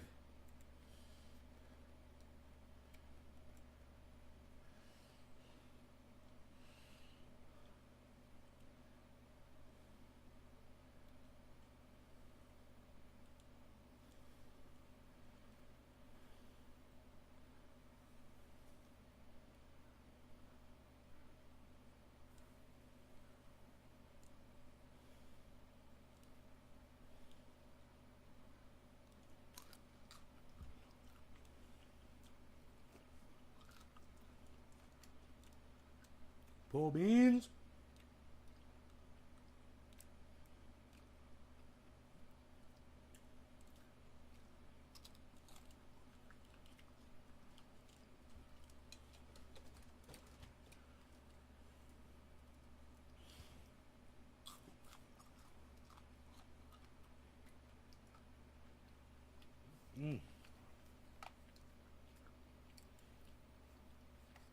I'm so glad you guys got to see all that.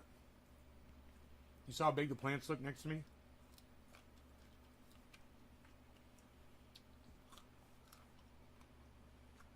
They're addicting as hell.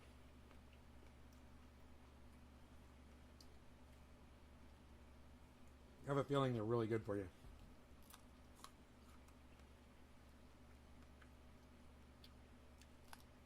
The trick is to get them before they get too big, because they'll get bigger. They taste better when they're right at their peak. They get bigger, the seeds start turning white and they get hard inside. Not as good. You can still eat the seeds, but it's not as good like when it's like this.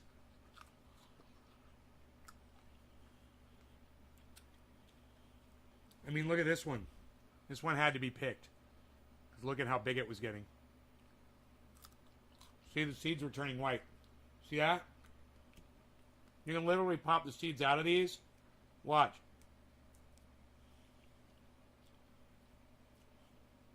There's a seed right there. Delicious. They're bitter. Oh, if they get too big, they're bitter. Really? I don't know if I remember that. Oh man, the small one's so nice.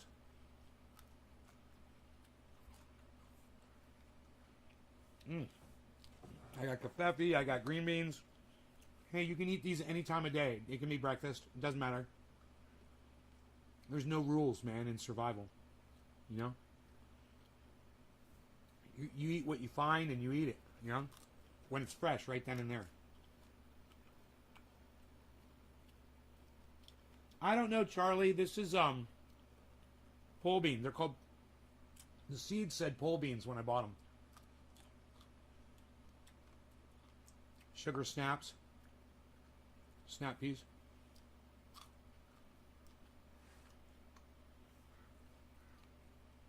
They're so freaking good.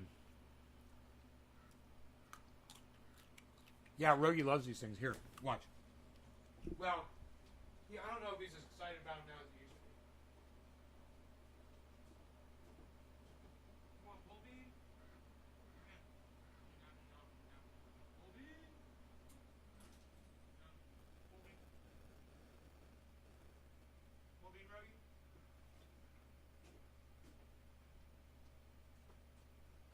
He's sitting in the yard looking at me like I'm a lunatic, like he always does. Like, that man is a freaking lunatic. That man is a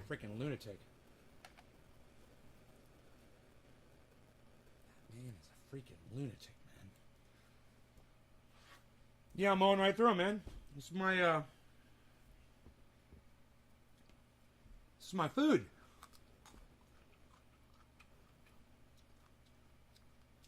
A bean eater.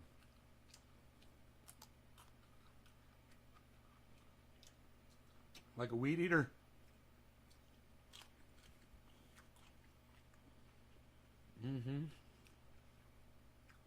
You learn. I used to put stuff on them, you know, dressing and whatnot. When you grow them right, man, the flavor is so freaking good. It's got its own flavoring, you know. You know, breads have that too. You try bread with nothing on it. You can just enjoy the flavor of the grain.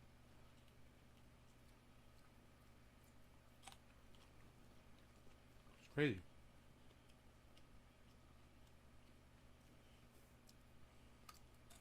Weird human eating green cat dicks. He better get his ass up here if he wants any of these. They're fading fast. You can give you energy, man. Right out of the garden. There's something super satisfying about walking down there, picking vegetables, not washing them, and putting them right in your mouth and eating them.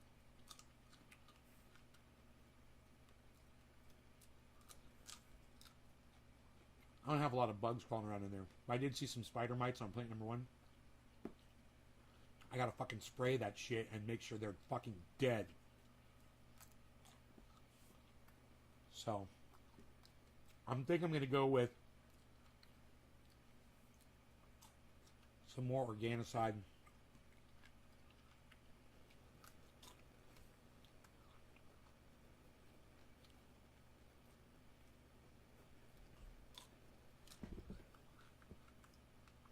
And it's already down there.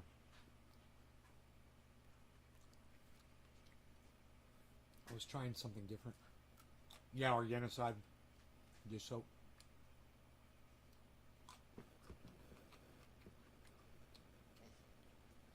Oh, look who's here. Paul Bean. Want a little Paul Bean? I'll give him a little piece of it.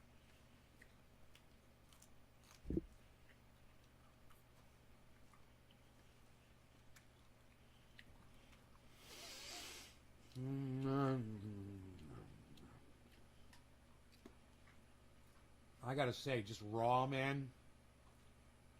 I have a feeling it's healthier eating them raw than it is cooking. You probably cook some of the vitamins out of them.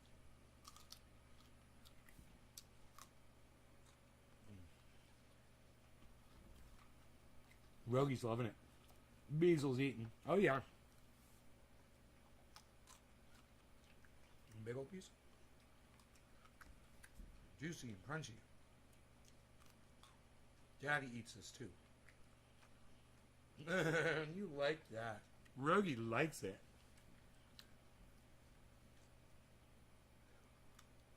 Bigger one? It's got to be healthy for him too.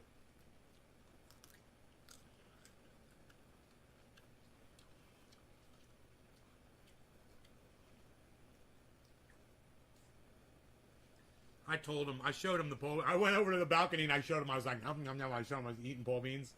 So he eventually came up.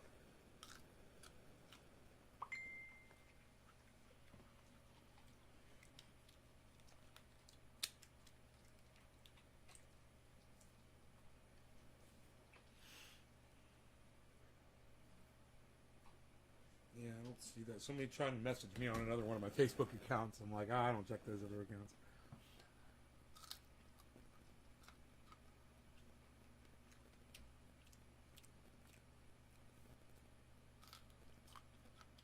Iceman still here, or did he leave? What day is today? Is it a weekday? Today's Saturday? Iceman! Yo, Iceman! Yo, Iceman! I only got 2 beans left, bro. Rogi got sick of it. Rogi and I stopped eating at the exact same time. Yo, Iceman! It's fucking Saturday. Where's Iceman? Iceman. Yo, Iceman.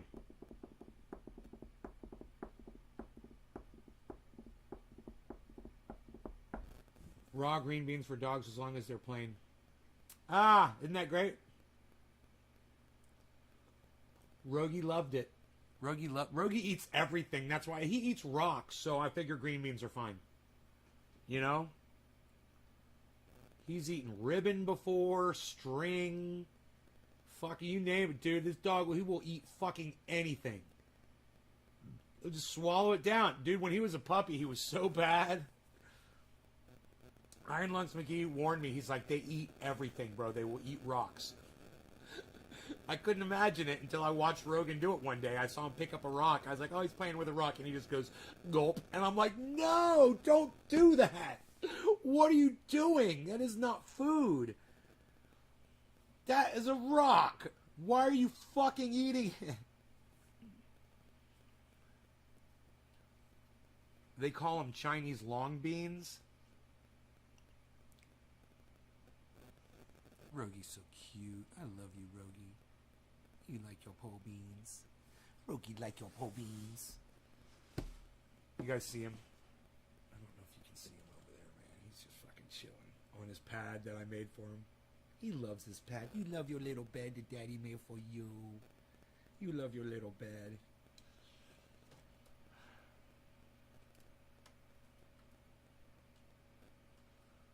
It's pretty outside today, isn't it? Look at that. Let me let you guys see a little bit more outside that direction. Isn't that nice? It's a nice view. You get a nice view out there. Look at that.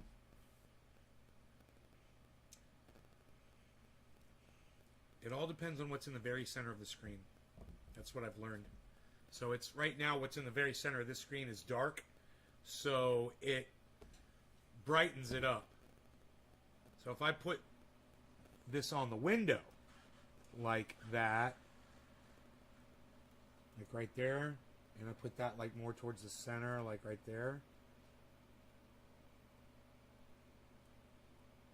it'll make it really dark. If I put that there, it'll brighten it up. See the difference there?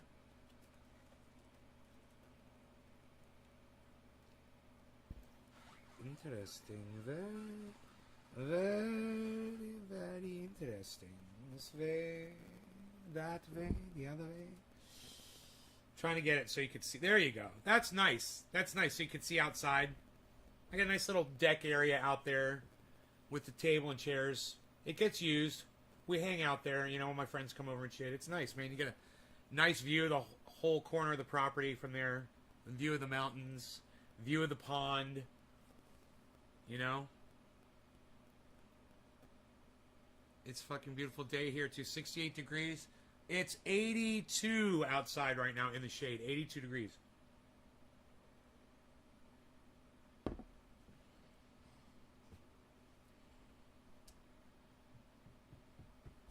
My portfolio is at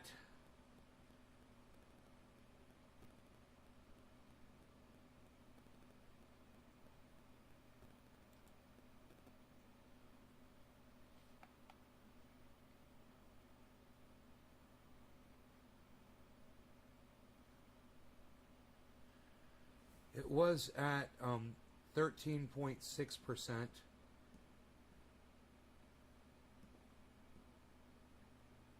It's 13.75 now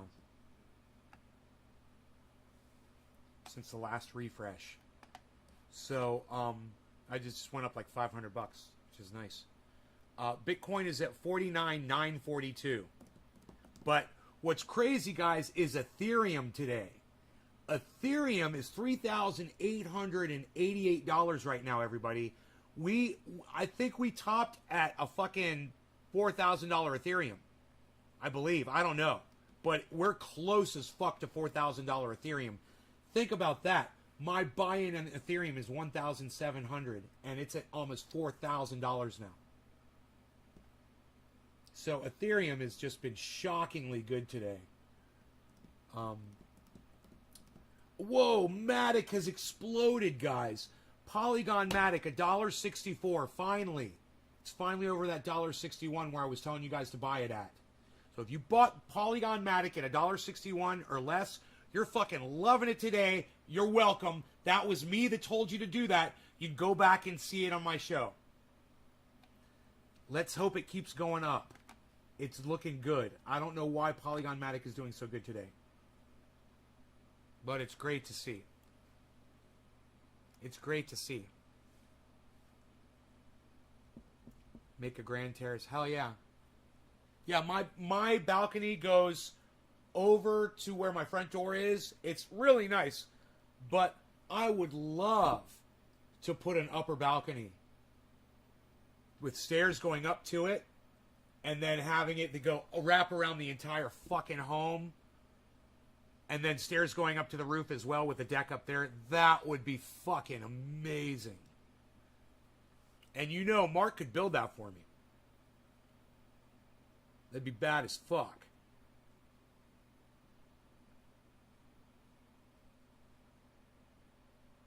He'd be so down. He'd be like, yeah, we could do that. Fucking easy. No problem.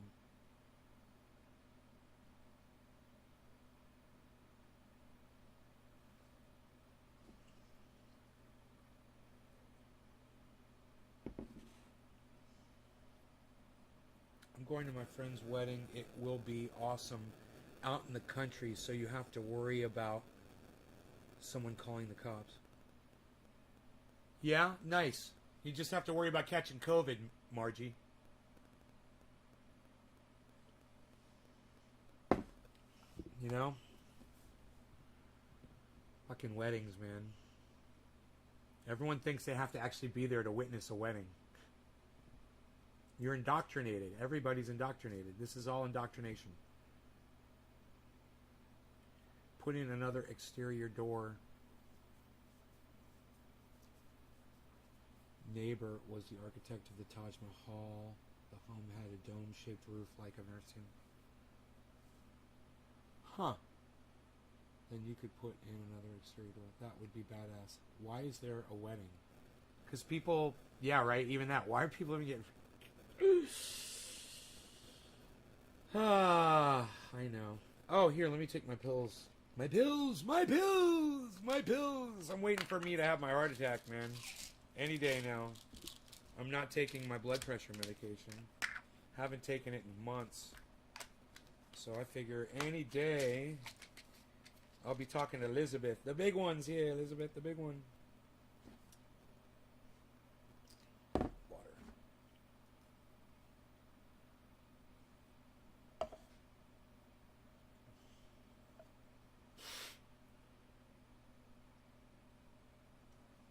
You have a date?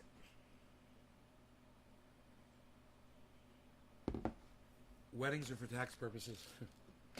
Yeah.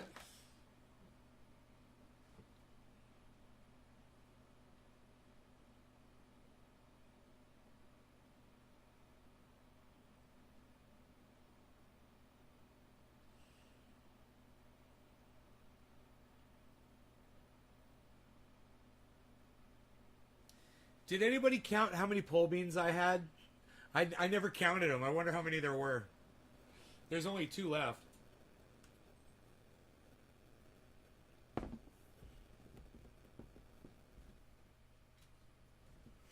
Anyway, I'm going to get out of here. I think we've spent enough time together this morning. I will see you at 4:20, 4 o'clock, or a little before this afternoon. Okay, guys? I hope you enjoyed the 2-hour and 15-minute video.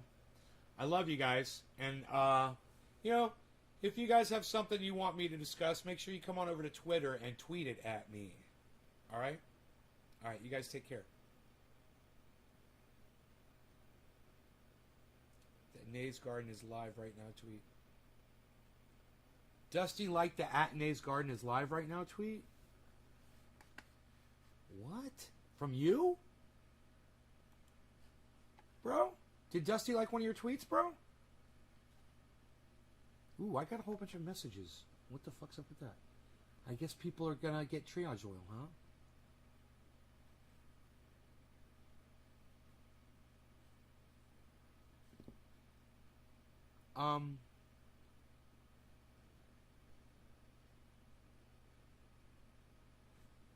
don't I see it yet? Dusty Smith and 2 others liked my tweet. Twitter grew quarterly revenue growth of 28% of a billion. They aren't going anywhere, folks.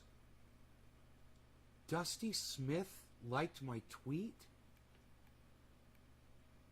Dude, he liked one of my random fucking tweets?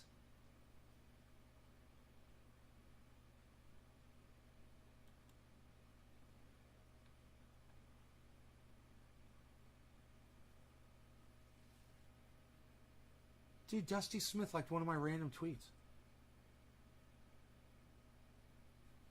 I fucking love him so much, man. Oh my god.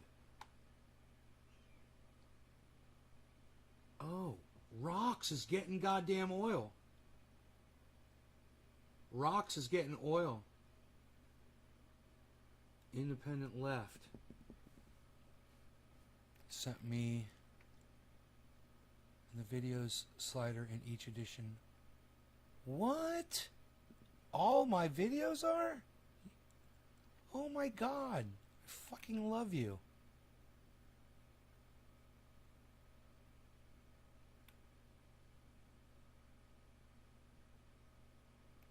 Oh my god. Thank you so much. Holy shit. Alright, man. I've got some triage oil to ship out to people that listen to me on the live stream. You guys were all, it's so funny. J-Bone's like, I gotta go back and watch that. I'm like, you guys pay attention to what this lady's gonna say. Oh my god, that was so fucking funny. Oh my god, and you guys are all just like... Hey, Nay, having a rough day. Monique, why? What's wrong? Tell me. What's wrong, Monique? I was going to leave. But I'll counsel you. What's going on? I'm now Nay counselor is in. Ding. I'm the Nay counselor. I said I'd be a counselor. He liked my tweet, too. I said that you were live right now. He liked your tweet, too. Why aren't I seeing your tweet? It's bothering me. It's bothering me. I want to see your tweet. Doc, free Julian Assange. Is live right now. There it is. I see it. Bro, it's not showing me that he liked your freaking tweet. Can you believe this? You tweeted it at him. 1 like. Liked by Dusty Smith. Dude, I'm retweeting that.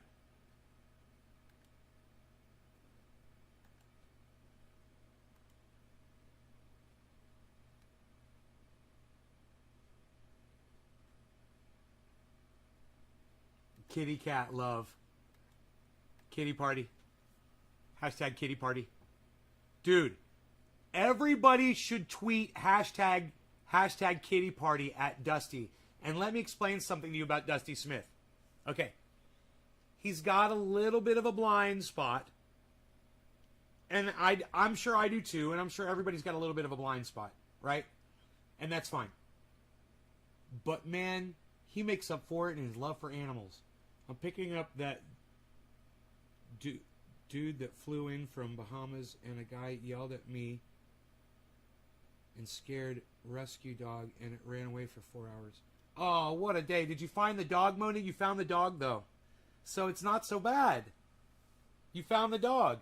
When the dog bites, when the bee stings, when I'm feeling sad, I simply remember my favorite things, and then my dog comes home, and I'm glad. See, your dog came home. That's fucking awesome. So, it's not so bad. Now, it's all over. Yay. Okay, good. The nightmare has ended. Okay. You guys are lucky I still got coffee in this cup. Anyway, Cult of Dusty is fucking awesome, man. I wonder if he's watching the show. I want to go over there and fucking talk to him so bad, man. I can't wait for him to go on Twitch so we can do that. Because, you know, what he says about Jimmy Dore is true. It's hard to you know, debate facts. And he's going to bring facts. And he's not really going to straw man. He's going to bring facts and going to make his fucking point. And I just want him to realize how important Jimmy Dore is in the Medicare for All community.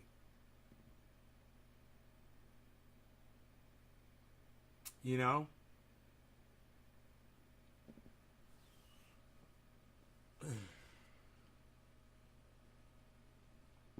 God, man. Hillary Clinton didn't want to do Medicare for All, you know?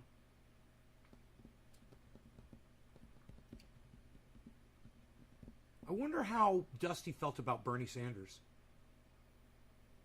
when Bernie Sanders was relevant. You guys like the way I said that? Good, I'm glad you're doing better. You lost your glasses when running after the dog. Oh, well, you're doing just fine, Monique. Did you see the video he posted about the extremist anti-vax and mask people? Which one, bro? Which one, man? He posts a lot of videos about those kinds of people all the time, man. I watched his short uploads about, well, that one right there. That was the last one I just watched. The one we just watched where he uploaded about Jimmy Dore. And, you know, Sam Cedar debated.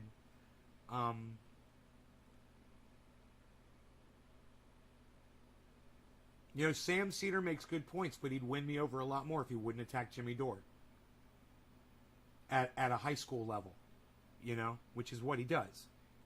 He throws mud at Jimmy Dore instead of just sticking to debating, which he does great. I don't understand why he just doesn't remain an adult and stick to debating. You know, these guys, all of these podcasters, I bet they're all praying that I never start taking this shit seriously. And then I stop with the whole, you know, your mom's a cunt thing.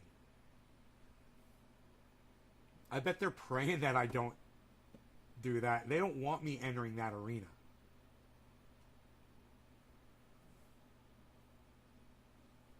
You know, it's like you're really good at one martial art and you're going to go into a ring with somebody who's good at every single fucking martial art, every single way to fight.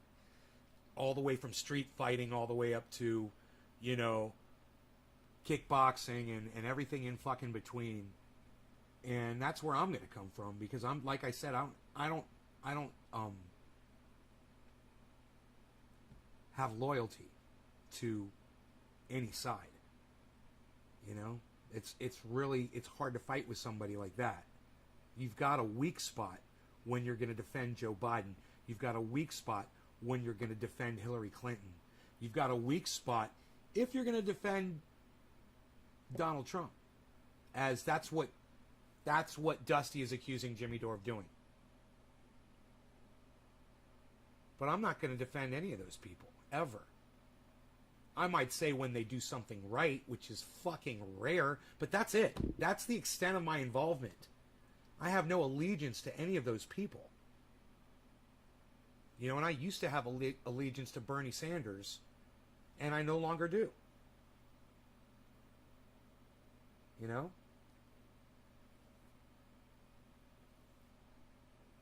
It's not because, you know, I've learned something different. It's because they fucking let me down.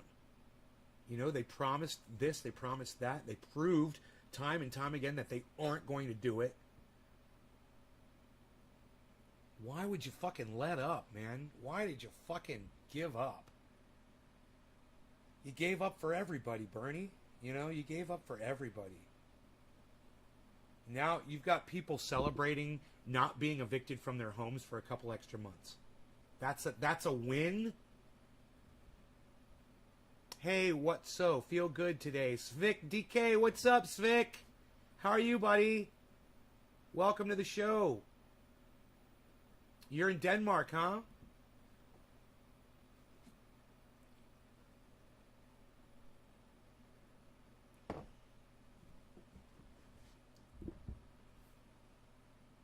Guten Morgen?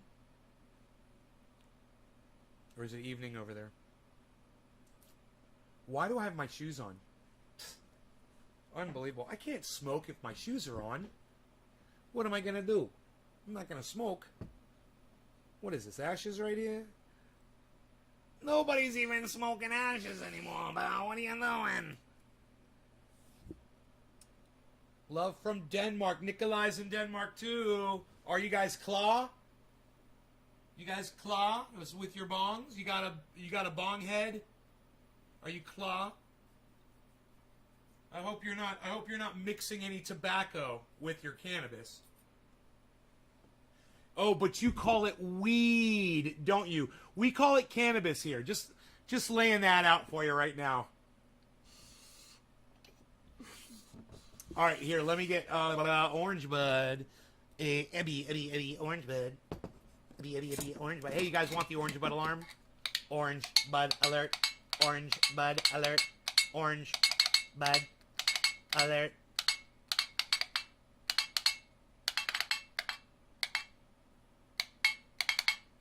Orange bud. In Morse code. Orange bud alert. Orange bud alert. Orange bud alert. Orange bud. Orange bud alert. Orange bud. Orange bud alert. Dude, Dusty said this new game is coming out on Twitch this week, and that I will be welcome to join him on Twitch and discuss Jimmy Dore. Now, I want to talk about way more than Jimmy Dore, and I'm not talking about debating.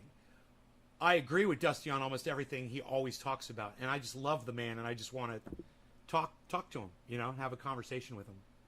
Just talk to him about, you know, things I've learned along the way. Talk to him about the way he's been subverted on YouTube. Talk to him about, you know, living off grid and organic growing and, you know, growing your own vegetables and just being able to eat them. And, you know, his love of animals. He's the man's got my fucking heart.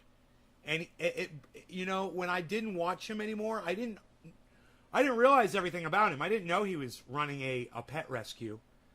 And that would have helped a little bit, and I probably would have reached out to him more. But I did leave posts on his YouTube channel saying, dude, I'm not going to watch you anymore because you've become a racist, or you're saying racist shit and blah, blah. And that was years ago. And he's totally not like that anymore, man. He's not like that anymore. And I fucking love that growth. And I love the persona that he portrays on his show. And I love the voice. Dude, he's so fucking funny. His segments are so fucking great. You know? His segments are amazing. It's like every segment, you're so excited. Like, oh, great, he's got a fucking another segment coming. And his segments are so funny. So, I'm really looking forward to having that conversation with him, and I hope he realizes that I have no animosity towards him ever at all. Especially since he called himself out on his own racism a while back, like I did. You know, it's like that is such a massive step ahead for just about anybody that you have to give them credit for it, man. Some people go to their graves and never realize it, you know? That's a level of indoctrination that you just shed right off, man. Opens your eyes up to other levels of indoctrination that you might not be so comfortable with either, you know? Unlike Russell Brand, hail to the Queen, and the Queen is so perfect. Whatever. Hail to the Queen. With his pomp and circumstance bullshit. Alright. Anyway. Dude. I want to do this bong rip. I want to dedicate this bong rip to all of the cats at Dusty's Rescue. CC, you know, He's got a bunch of other ones whose names I can't remember. He knows all their freaking names here. He names them all. He's like, and I'm like, okay, there's CC. I remember that one. Who used to be racist? Me. I used to be racist, Hyatt. I used to be racist.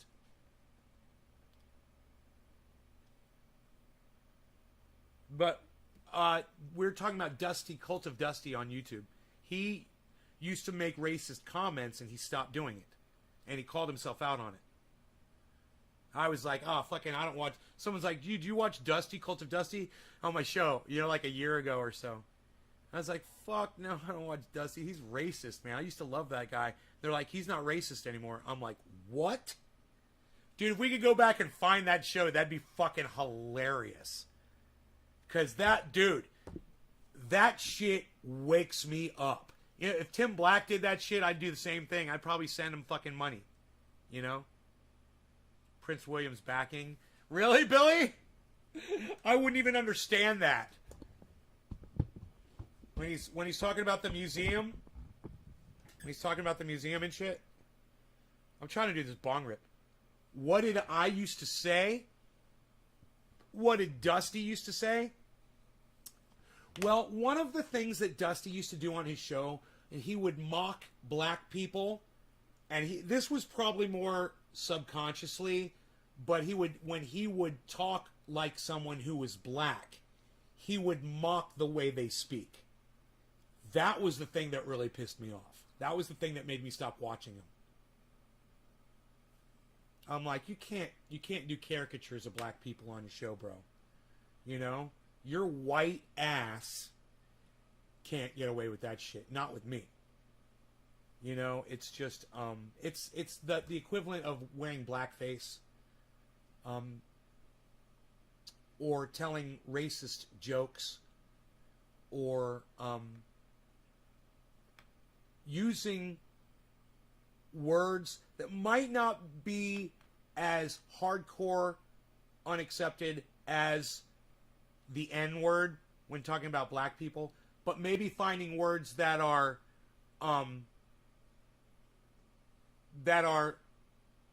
more accepted in public to say, but still convey the message that you are racist against that color or that race. That's pretty much along those lines.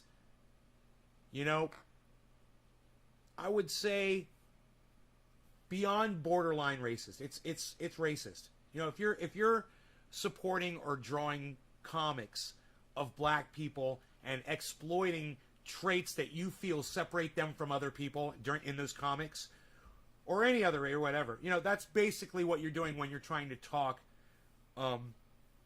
comically to accentuate those differences, right?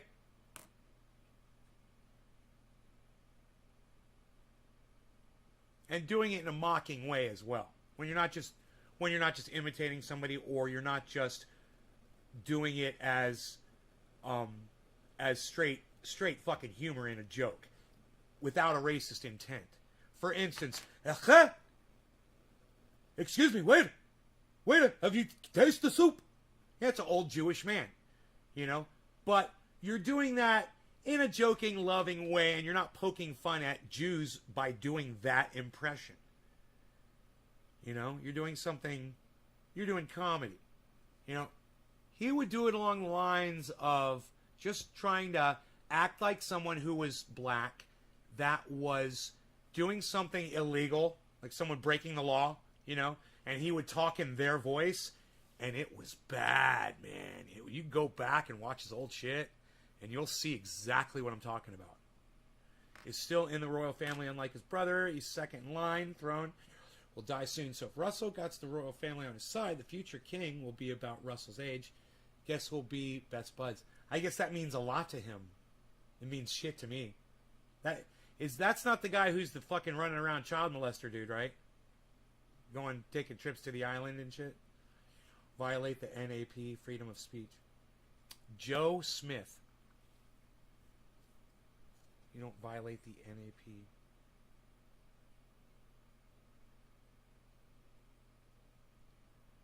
Well, right, Joe. It's as long as you don't violate the NAP, whatever the fuck you're talking about. I'm not talking about that. I'm talking about from a personal perspective. To me, I perceived that as something I didn't want to be exposed to. So I stopped watching Cult of Dusty for years. You know? It's got nothing to do with violations or freedom of speech. You know, I may have, I'm sure I went on my show and said Cult of Dusty is a racist and he speaks like one. I'm sure I did that. But I never said his channel needs to be taken down. He needs to be silenced. He no longer deserves a voice on this platform or anywhere. I never said that shit. I rarely ever said that about anybody. You know? Except for maybe Alex Jones when I thought his rhetoric was costing people's lives and he was doxing people. Which, oh, by the way, Sagar, yeah, doxing people is against the law, you fucking idiot. I want you guys to watch this because it's fucking shocking how stupid Sagar is. Watch this shit. Watch this. This is how dumb this motherfucker is.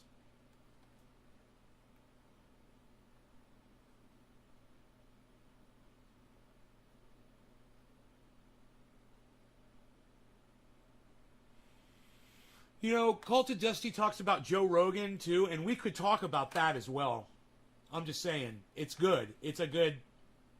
Now, I made a mental note of where this was. And Crystal is always pointing to this, as there was a Google Trends piece back...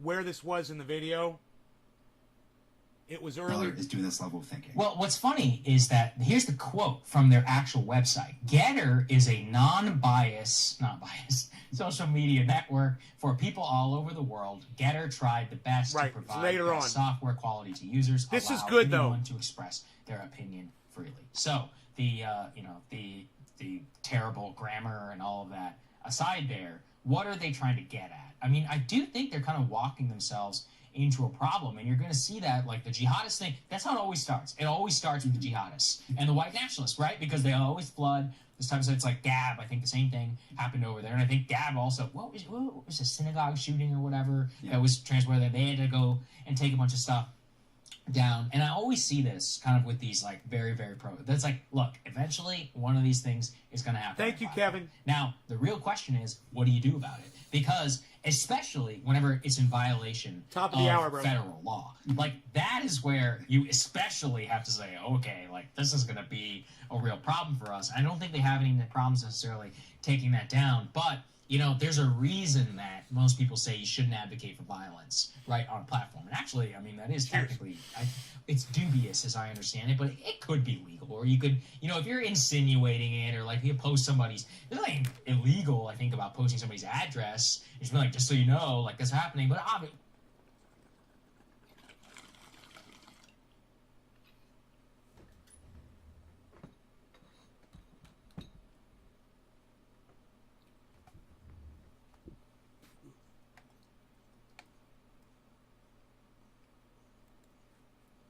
understand it, but it could be legal. Or you could, you know, if you're insinuating it, or like you post somebody's, there's nothing illegal, I think, about posting somebody's address. Illegal, I think, about posting somebody's address. There's nothing illegal, I think, about posting somebody's address. There's nothing illegal, I think, about posting somebody's address. There's nothing illegal, I think, about posting somebody's address. There's nothing illegal, I think, about posting somebody's address. Post somebody's. There's nothing illegal, I think, about posting somebody's address. Post somebody's. There's nothing illegal, I think, about posting somebody's address. Really? Because guess what? That's illegal. And you can go to fucking jail for that shit if you get caught doing it. Hey, Kush, what's up, buddy? So...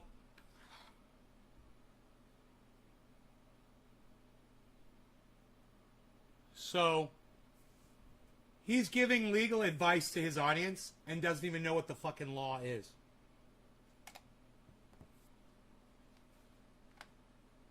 He's talking about social media.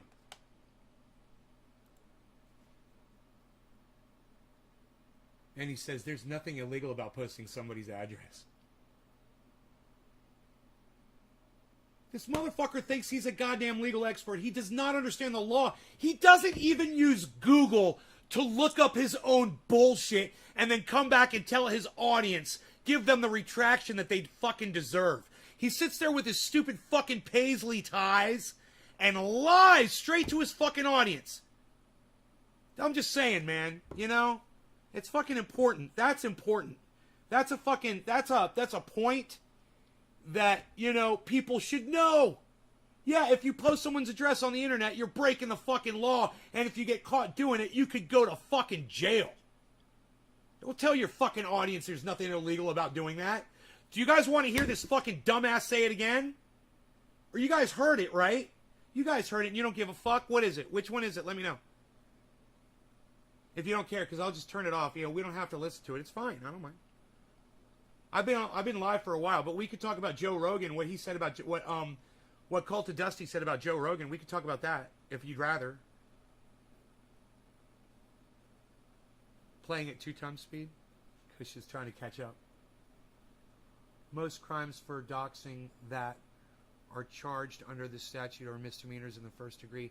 You can be sentenced to jail for up to 6 months, pay a fine up to $500, and have a permanent criminal record for a doxing conviction under the menacing by stalking statute. And you get into some districts and some areas where it's even more strict. State laws that pertain to that, like California. So that's Billy, thank you for looking that up. Here, let me turn the chat back on. Look at what Billy posted, everybody.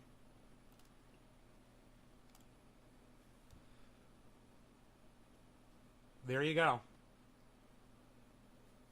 You know, I don't understand why Sauger's so fucking why he's so ill-informed, why he's so stupid, and why he just makes shit up. He just pulls it out of his ass, and he's such a fucking Republican. He's literally just trying to protect Republicans right now who do shit like that.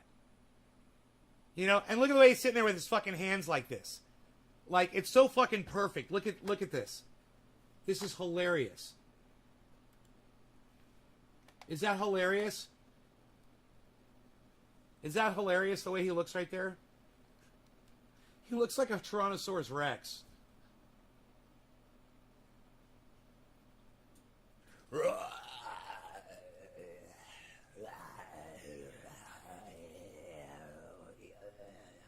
are worthless.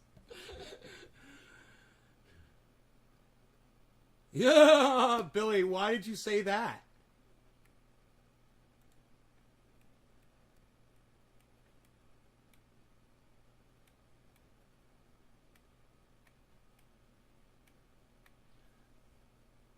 No, he's just he's in Denmark, bro. I understand that too. It's English probably isn't his first language.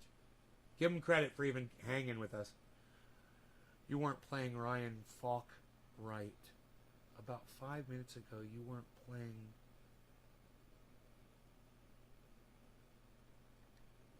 Ryan Falk? No, I think Dusty was talking about Ryan Falk, I believe. Oh no, that's not a white guy. I'm on now. California misdemeanors are punishable by up to 6 months in jail. I'll fine up to $1,000. Aggravated or gross misdemeanors are punishable up to 1 year in jail with possible fine. $1,000 or more. If convicted of a wobbler crime, the prosecutor can charge you with either a felony or misdemeanor. Right on, Eddie. Hell yeah, buddy. Fuck yeah.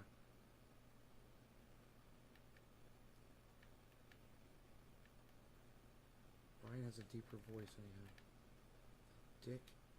The dickweed laughs at my serious comments. It's annoying. God, well, you know me. Yeah, he doesn't understand though, Billy. Understand? Sometimes he can't perceive everything that you're saying. Just give him a break, because he's from another country, brother. Just so you know, man. You know, his English might not be perfect. Just so you know. Here, let's get... Do we want to get rid of this, or do we want to hear him say this again? Like, just so you know, like, this happening, but with dubious, as I understand it, but it could reason that most people say you shouldn't advocate for violence, right, on platform. And actually, I mean, that is technically, it's dubious, as I understand it, but it could be legal. Or you could, you know, if you're insinuating it, or like you post somebody's, there's nothing illegal, I think, about posting somebody's address.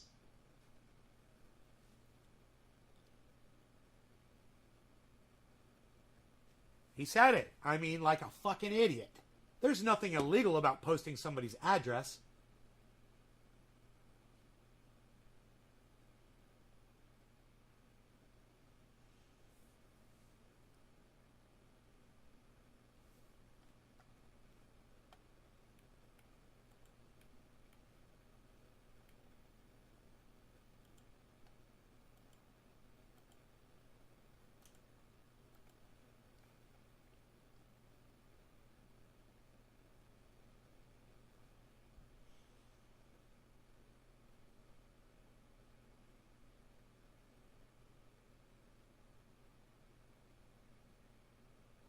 Right?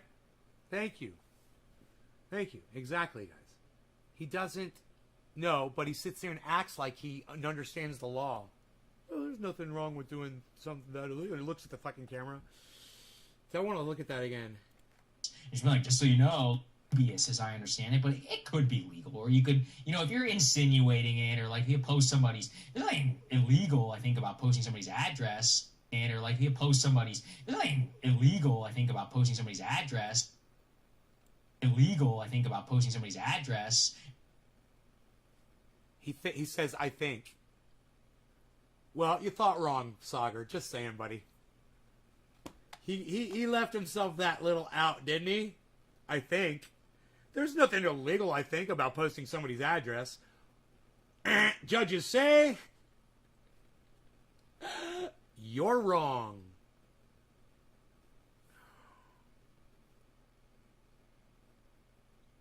You can face up to 5 years in jail, receive Class 2 felony for posting private information. Fines can range from $1,000 to $5,000. You know? Isn't that hilarious?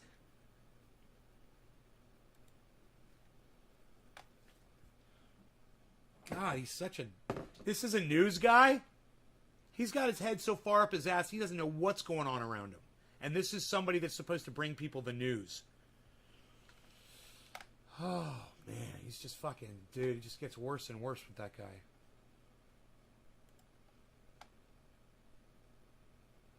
So, there's this.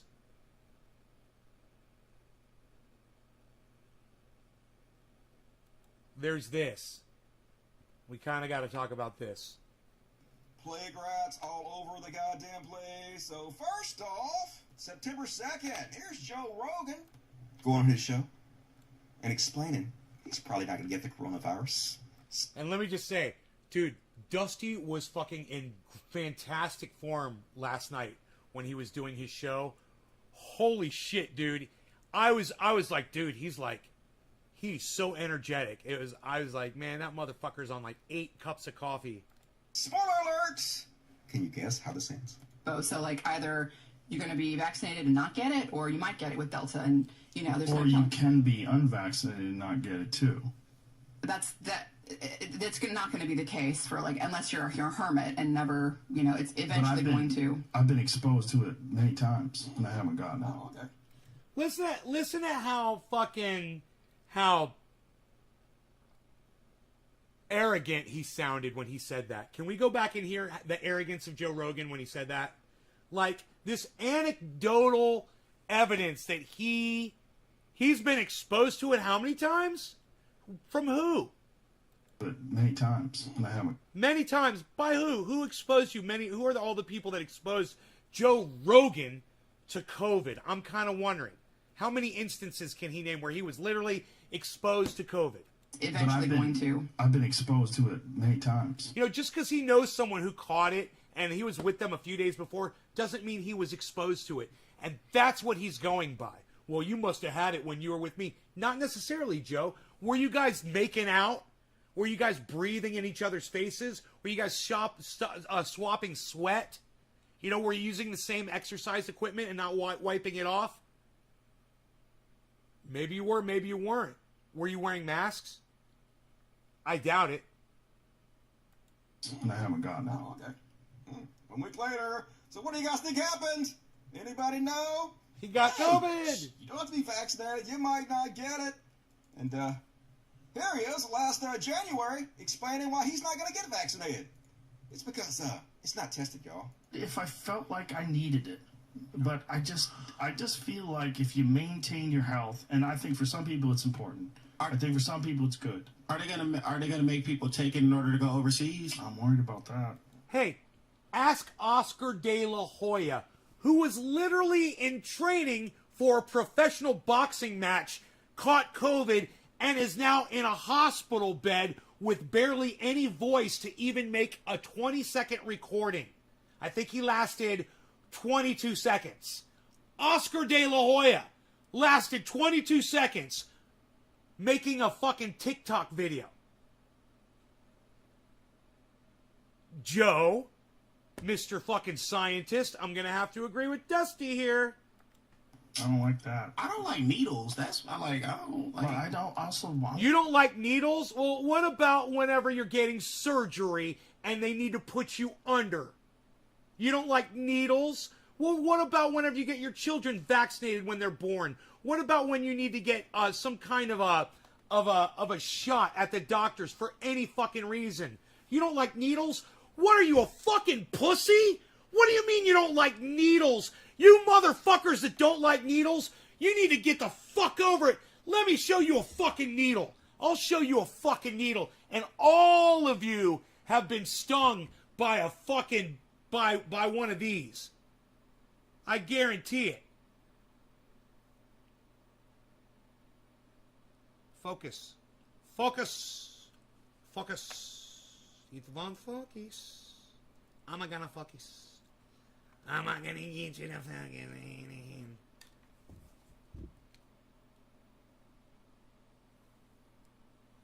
Where's the goddamn? Where's the goddamn? Hold on. Hold on a second. Fucking everybody just calm the fuck down. You want to talk about a fucking needle? Let me tell you, you've all been stung by a goddamn wasp or a hornet. You can fucking take it. It doesn't feel anywhere near as bad as that did. Trust me. That was painful. You know what's not painful? Getting a little goddamn COVID shot. You won't even notice it. I got 2 of them. I didn't even notice them. It's the easiest thing you'll ever have done. Don't tell me you're a pussy and you're scared of a fucking needle. Jesus fucking Christ, you're grown men. You go into a goddamn ring and you fucking punch each other in the face and you say, I don't like needles. I don't like needles. Fucking man the fuck up. Jesus fucking Christ. I don't like needles. I'm a little fucking pussy. But I don't also. I want to know how this. That's I don't like that. I don't like needles. I don't like needles. I don't like needles. Pussy! I don't like needles. Pussy! I don't like needles. You're a fucking pussy! I don't like needles. You're a fucking pussy! I don't like that. I don't like needles. You fucking pussy! Like I don't like needles. You're a pussy! I don't like that. I don't like needles. Man up! About that. I don't like that. I don't like needles. Let me tell you something, man. Needles saved humanity. Man the fuck up, you little bitch! Jesus fucking Christ! Power to the people using Flower Power, what's up? You seem open-minded enough to entertain a hypothetical situation. How would you react to information? How would I react? I wouldn't, because there's 5 billion people who've got it, dude. Alright, it's not a fucking psyop, you idiot. I'm not even going to entertain your little dick theory. Jesus fucking Christ. Dude, you need to be like these motherfuckers and man the fuck up and stop entertaining your little fucking flights of fucking fancy. You fucking freak! How is that? Was that a good answer? But I don't also. I want to know how people fare over X amount of months. Like, what happens in 6 months after the vaccine? How long does it last for? Do you need it again next year? You taking that vaccine? No. Dude, if I needed a vaccine every month to make COVID go away for good so that we could beat it, I would fucking do it. I'm not a fucking pussy. And they're worried about once every 6 fucking months or once a year. Are you fucking kidding me?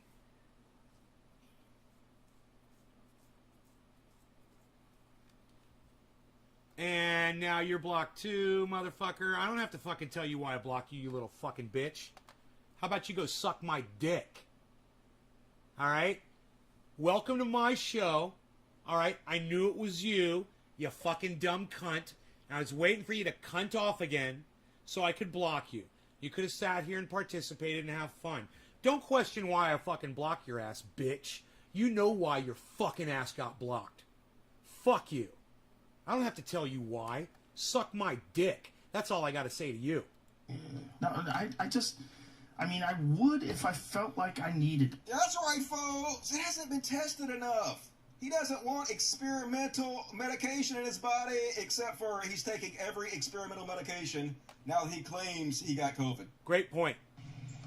Hello, friends. So, I got back from the road Saturday. I got to tell you, I've seen Joe Rogan in all kinds of situations in my life, but my God, he looks downright unattractive. Ladies, answer me. That's fucking sexy-ass motherfucking Joe Rogan. Does he look ill as fuck? Ladies, I want to hear from the ladies. I'm a guy, but I'm just telling, there's no sexiness right there. That guy looks near death. Am I correct, ladies? Let me know. That's what COVID does to you. That's what it did to the mighty Joe Rogan. Oh, who takes such great care of himself, and he has all these, takes all these vitamins, and he's sold on all this bullshit. Wow. Look at him. He looks like he's dying. Every night, feeling very weary. Look at him. Shocking, right? Answer me. Any ladies in the house? Any ladies out there in the house? I had a headache, and I just felt just run down. And just to be cautious, I separated from my family, slept in a different part of the house, and throughout the night, I got fevers and sweats, and I knew what was going on. So I got up in the... Dude, his color is completely off. Now, I know that cell phones and being outside, lighting and whatever can make things look different. He could be standing, he's under trees in the shade, and there's shadows on his face and whatever. But I'm telling you, you want gaunt and sickly, he looks like there's something wrong with him. My goodness, look at how sick he looks. In the morning, got tested, and turns out I got COVID. So we immediately threw the kitchen sink at it. We immediately threw the kitchen sink at it. Oh, whatever the fuck, dude. Go get the same goddamn thing that Donald Trump got when he got it. That's the one thing I would recommend you get. That goddamn, was it stem cell fucking... Some kind of a stem cell thing or something that they gave Donald Trump? Some crazy fucking superhuman shit? Make you a fucking super soldier? Kinds of meds. Monoclonal antibodies, ivermectin, Z-Pak, prednisone. So, as always, being incredibly irresponsible with his giant platform. True. Now, Joe Rogan has got the kind of platform that Dusty can go after and say, yeah, this guy influences countless amounts of people. He really does. It's true. I mean, if doctors prescribed you ivermectin, that's cool, but you should immediately tell people, hey, the ivermectin I'm taking was doctor prescribed. Hyatt says, are you the type that never questions authority?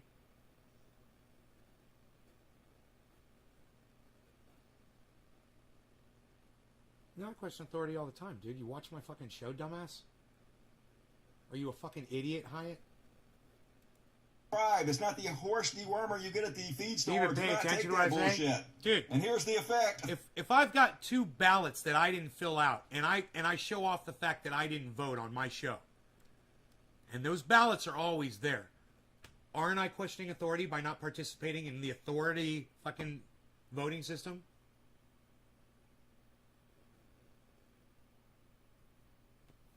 I mean, my whole goddamn existence is a fucking statement about questioning authority. Isn't it? If you're not getting that out of watching my show, you're not paying attention.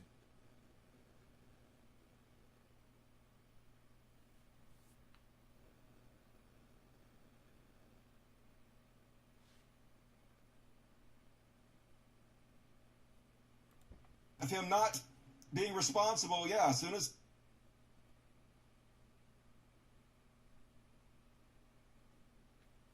Hey, Hyatt, you stupid fucking cunt.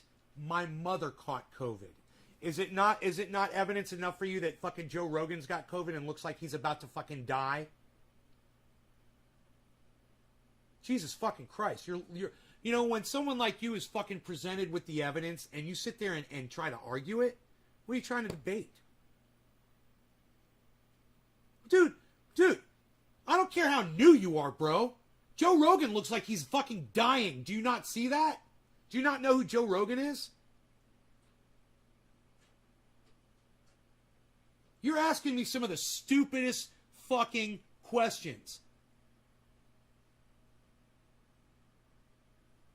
And you got this other cunt that's sitting here fucking agreeing with you. Free all. What's up with both of you?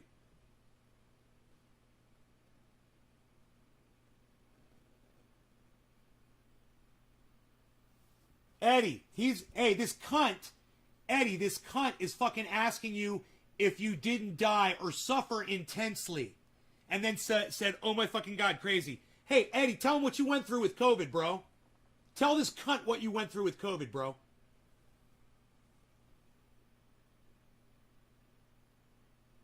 What? No, I'm not, man. You're a stupid fucking cunt, Hyatt. I'm just going to block you. There's no fucking hypothetical here. All right? Go fuck off.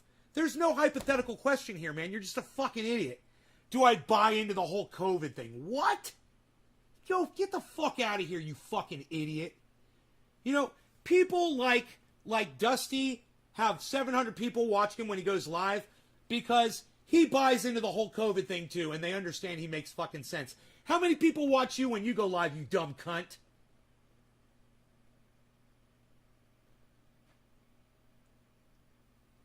I just stated nice how he found the live stream. Good thing I took screenshots. Hey, dude, you know what?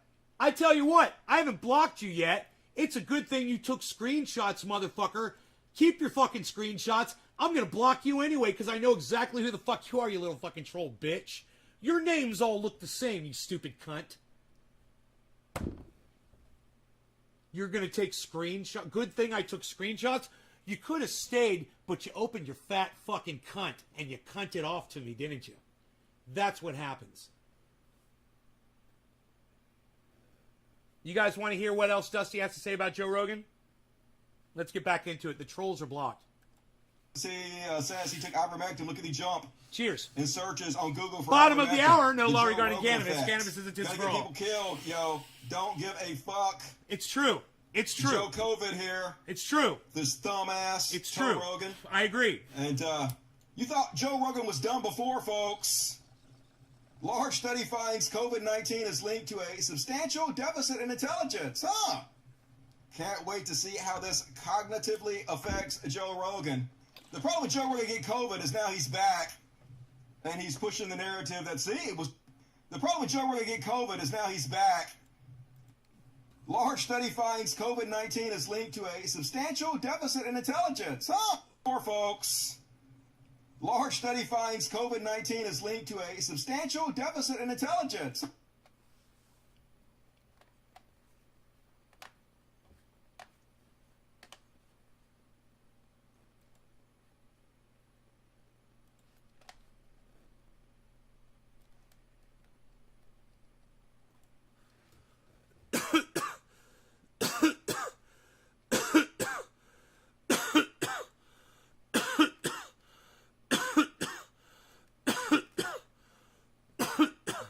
So I told you it was an IQ test, right? If you COVID, masking up, vaccine, catching COVID and all that shit. Now, I'm not saying that everyone that catches COVID is an idiot. But I'm saying, read that fucking study. Large study finds COVID-19 is linked to a substantial deficit in intelligence. Just kind of read that a few times.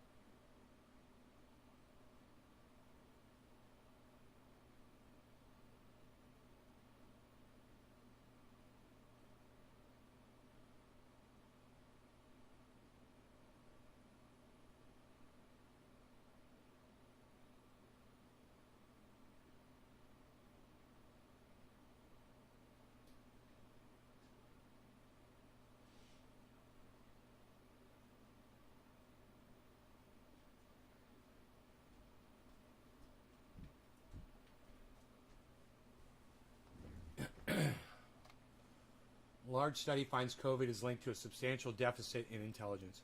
You guys get it? It's not a commentary on if you get COVID you're an idiot. You know? It's going to happen to a lot of people. But they're saying overall the people who are getting COVID are dumber than the people who aren't. That's what they're saying. So when someone comes in here and is arguing for that side of the argument, they're dumber than me.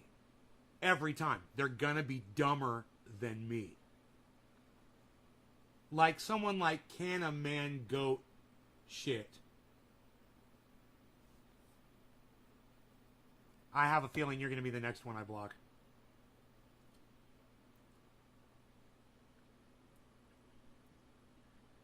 Majority of the people who get COVID are dumb. I said the majority. Yeah, the majority. That's what it says. Large study finds COVID-19 is linked to a substantial deficit in intelligence. I'm not saying it. That study is saying it. Can a man goat shit? Can a man go eat shit?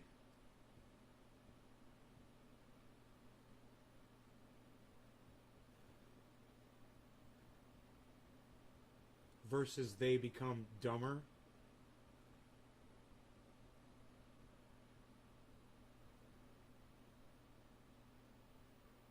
So it's only a correlation. Dude, why do you keep asking if it's a fucking correlation? Why are you saying it's only a correlation? You're a fuck. I'm gonna block you right now because you're a fucking idiot. God, you're an idiot. Come back in with another name, you fucking moron.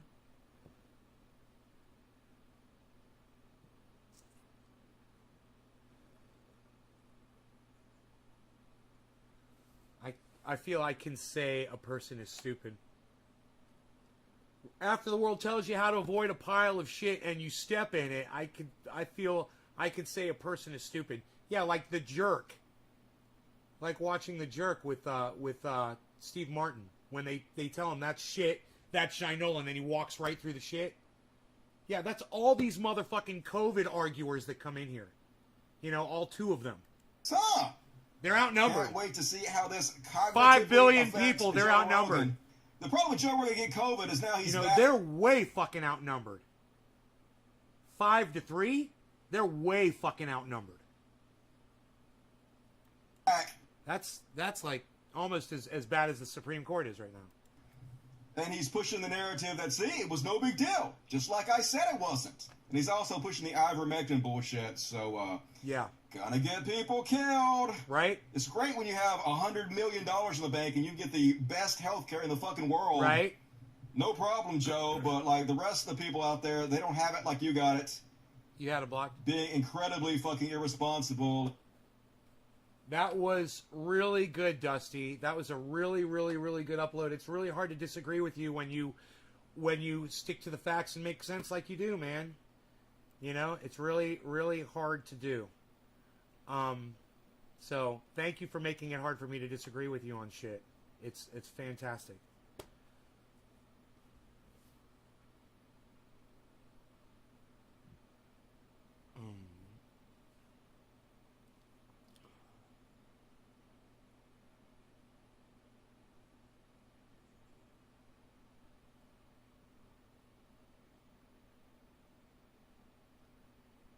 He stepped in shit.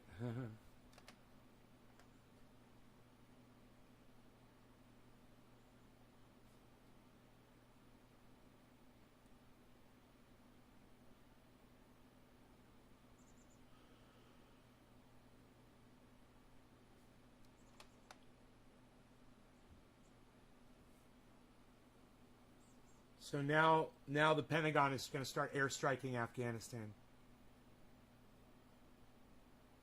Nice, huh? Bye, Billy. Instagram.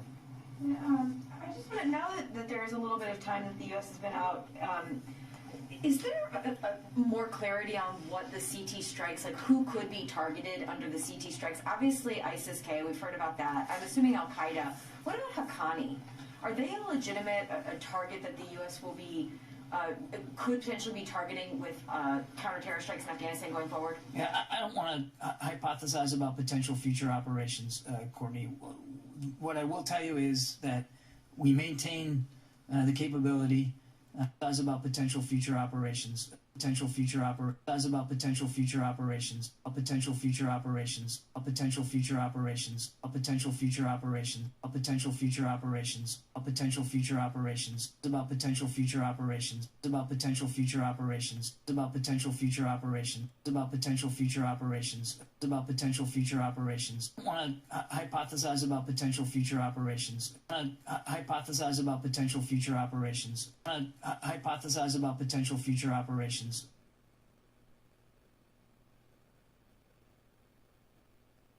He doesn't want to tell you what they're fucking planning on doing in Afghanistan. That's the translation. I don't want to tell you what we got planned. I mean, we got some shit planned, but I don't want to talk about it.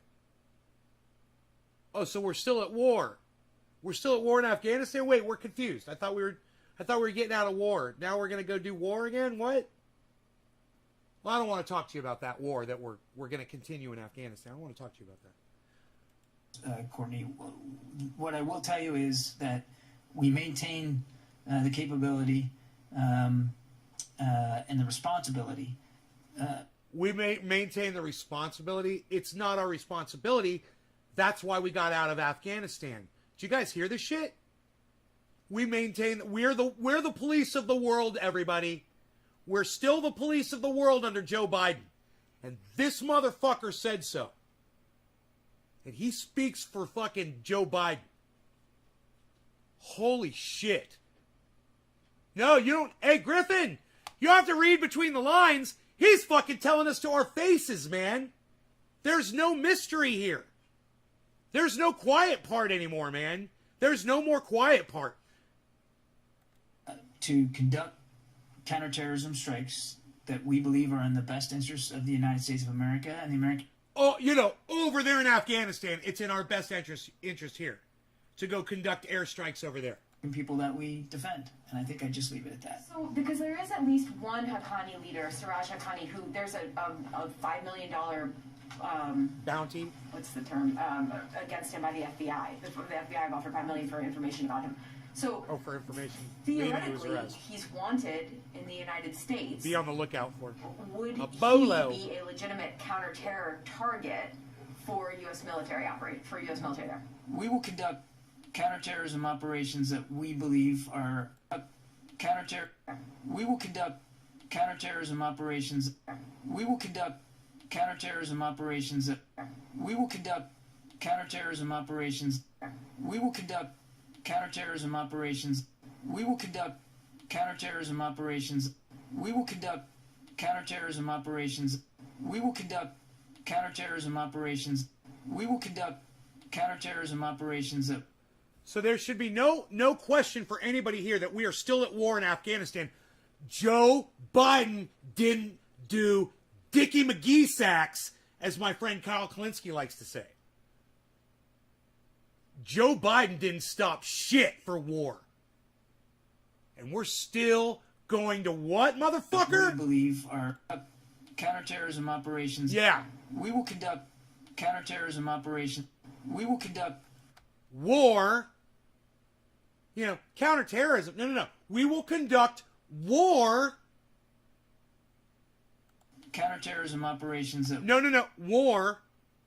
We believe are in the interest of protecting our interests and and that's everything, isn't it? That's everything, isn't it? You're scared about everything over there in Afghanistan, so it's war. It's straight out war.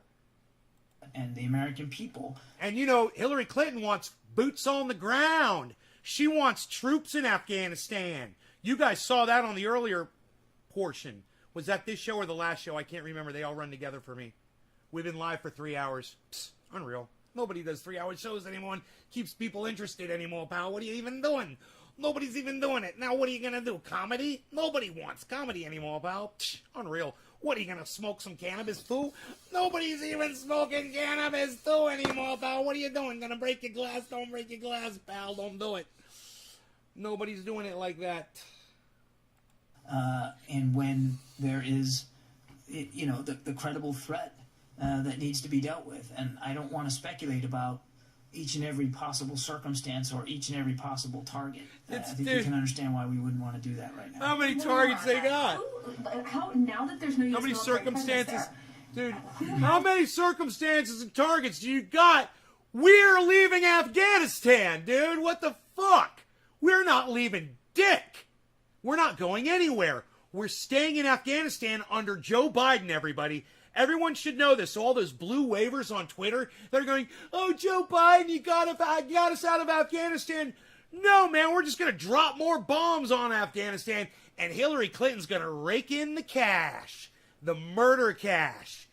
Oh, yeah, Hillary Clinton. She's profiting right now. It doesn't matter who's the fucking president, does it? Has the authority. So does that have to, every single time that now General McKenzie has a potential target, does he have to get permission from the White House or from Secretary of Defense to conduct strikes in Afghanistan going forward? And I know I've asked this before, but I'll ask it again just to see if there's more clarity. Now that the Taliban are running the government in Afghanistan, will the U.S. Think about that. Go to... Dude, think about that. For those of you guys who've been around and remember that Osama bin Laden was in the Taliban,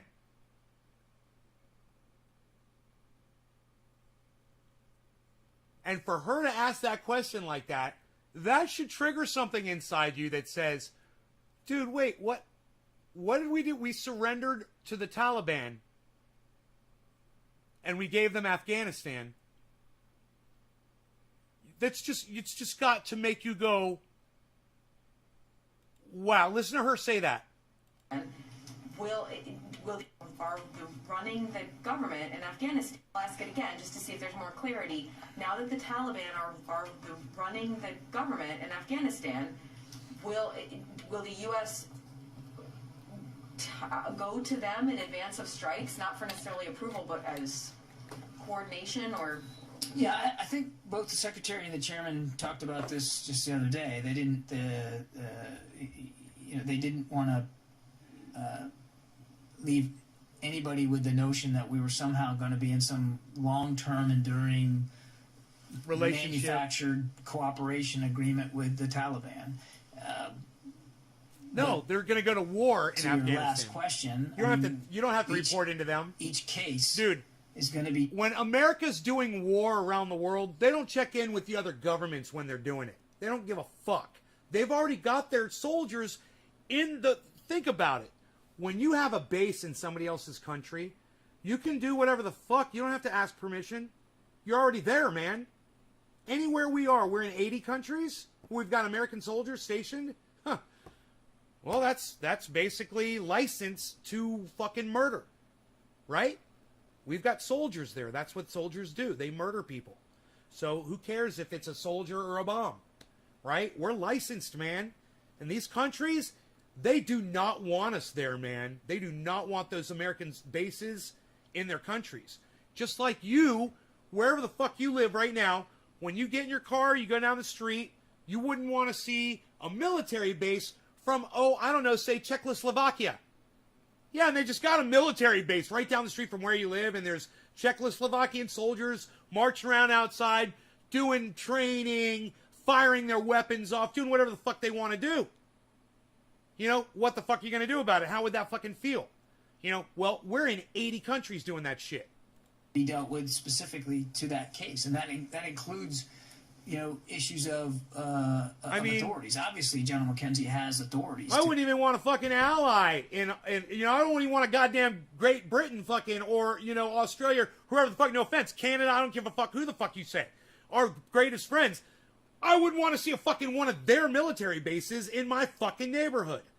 It would make me feel really uncomfortable, man.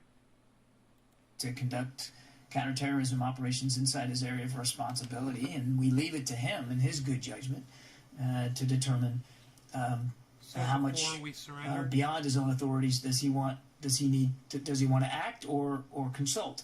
But every case is going to be dealt with differently. So again, I think the Secretary and the Chairman laid it out pretty clear. We're not, nobody's trying to ink some sort of military cooperation agreement with the Taliban. They wouldn't rule out that there might be occasions when there might need to be some informational component there with the Taliban going forward. I don't. We shouldn't get lost. Nothing should be lost about the fact that we have a robust over-the-horizon counterterrorism capability. We're going to try to make it more robust. We're still in discussions with partner nations about being able to make it more robust. And we're going to continue to explore options. Again, there might need to be. We're not, nobody's trying to ink some sort of military cooperation agreement with the Taliban. They wouldn't rule out that there might be occasions when there might need to be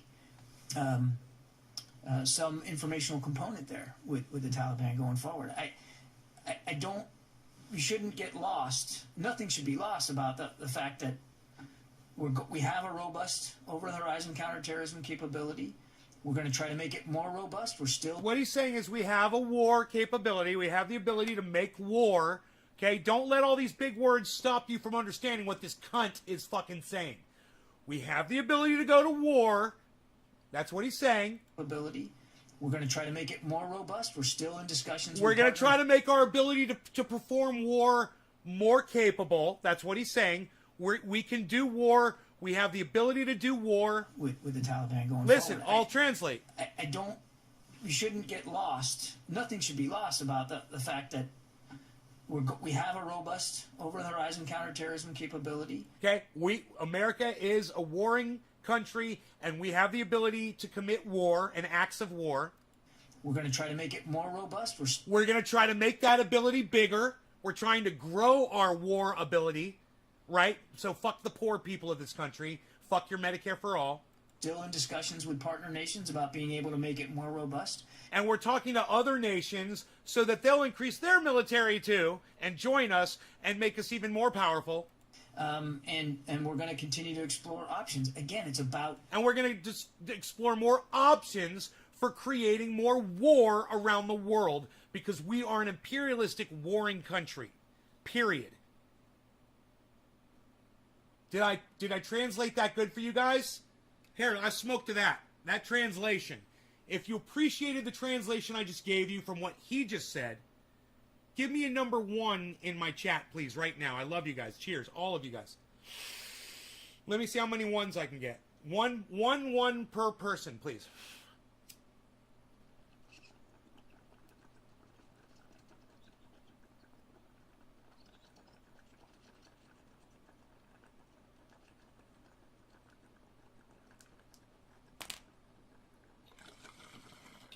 Eddie Griffin Bob, Nikolai, Tim, Trendy Nick, Hippie Chick, Kevin B.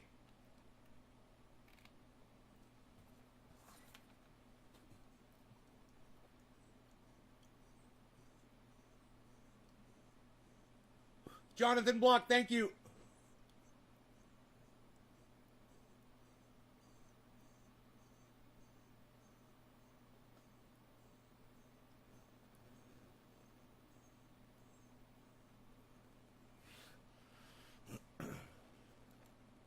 Defending our interests and our people and the American homeland, and making sure that places like Afghanistan can't become a place where that kind of a threat, like what happened on 9/11, can happen again. By dropping bombs on folks over there. And that's exactly what America's going to do. It'll just be a matter of time. Watch. They're going to shoot down one of our planes. They're going to shoot down one of our drones. Watch. This is exactly what's going to happen. You're going to be like, they fucking called this shit again. They're going to strike out at us abroad. You pick the goddamn scenario. And then Hillary Clinton gets her way, and it's boots on the ground in Afghanistan all over again. oh, we had to send, we had to send SEAL Team 6 in, and then they needed backup, and then we needed troops, and now we've only sent in 5,000 troops this time, just for some operations in the area. We're along the border of Pakistan. We're not really in Afghanistan. Blah, blah, blah, blah, blah. Watch. We cannot keep our dirty little fingers out of everybody's pies. And that is exactly where we are, guys. That is what that guy right there is a perfect example of him with his dirty little finger in the air. And he wants to stick it in everybody else's fucking pies all around the fucking world. I couldn't have painted a meme better than that. That would go along with exactly what I'm saying right now.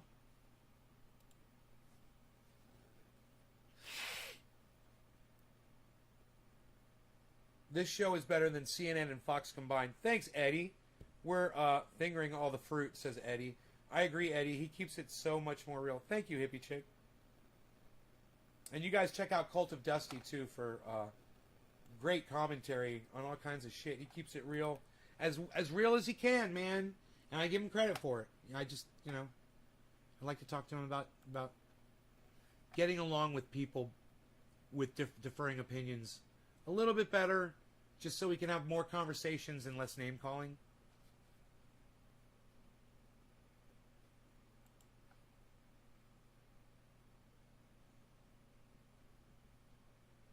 You guys are freaking great.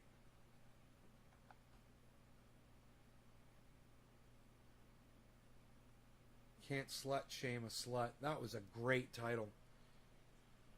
God, that was a great freaking title.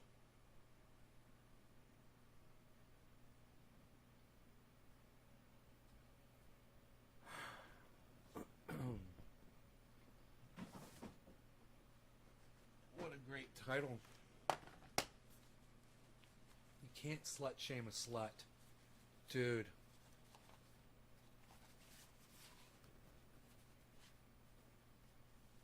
I would love to send that title to Thunderfoot so he could see it. Hey, I could do it right now. Where is it? Someone... You can't slut shame a slut. Where did I just see that? Jesus. Doc, thank you so much, Doc. Doc Hollandaise, man. Thank you so much. I'm going to retweet this at Thunderfoot.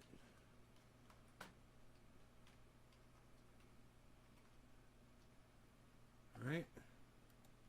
And at Thunderfoot.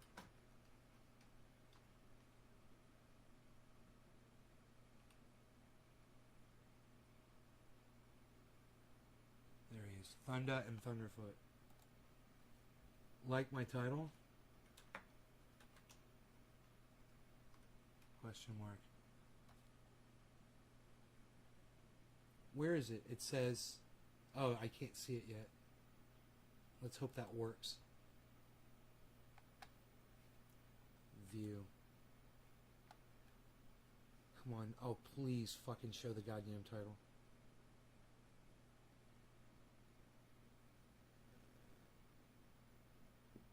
Dude, it's not showing the fucking title, man. Why is it doing that? I am so sad. You got to click on it. There, when you click on it, it says "Can't slut shame a slut." That's fucking funny. Honest and amazing entertainment. Love this show. Thank you, Eddie. Thank you, buddy.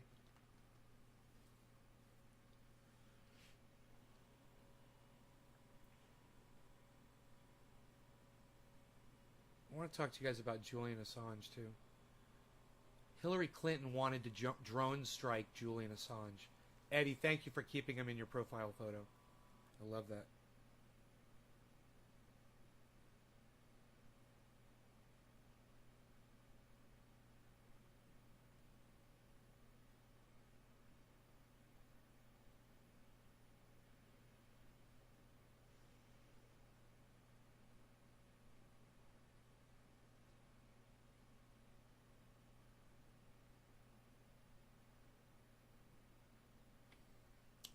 $133 over $96. Good. That's not much variant. And the fact that I'm, been worked up for the last few hours doing the show. That's not so bad for me. All right, I'll keep that out, and I'll keep my eye on my blood pressure throughout the days to come. Because that is a little high. The show. Anytime, brother, you pay to watch the show. I kept them on YouTube and my Twitter accounts.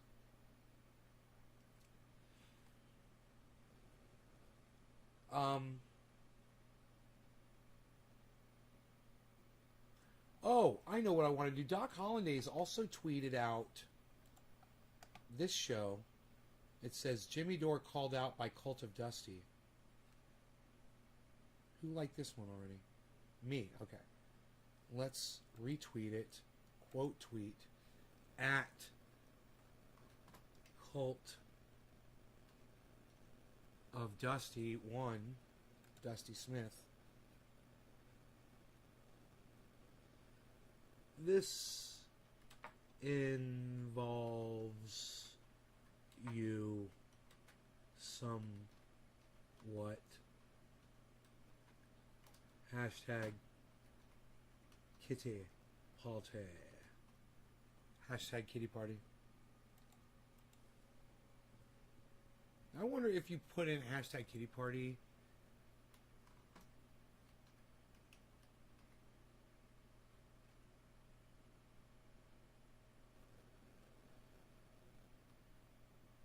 And you do a search, what comes up? Hashtag Kitty Party. Texas Vans. Cult of Dusty.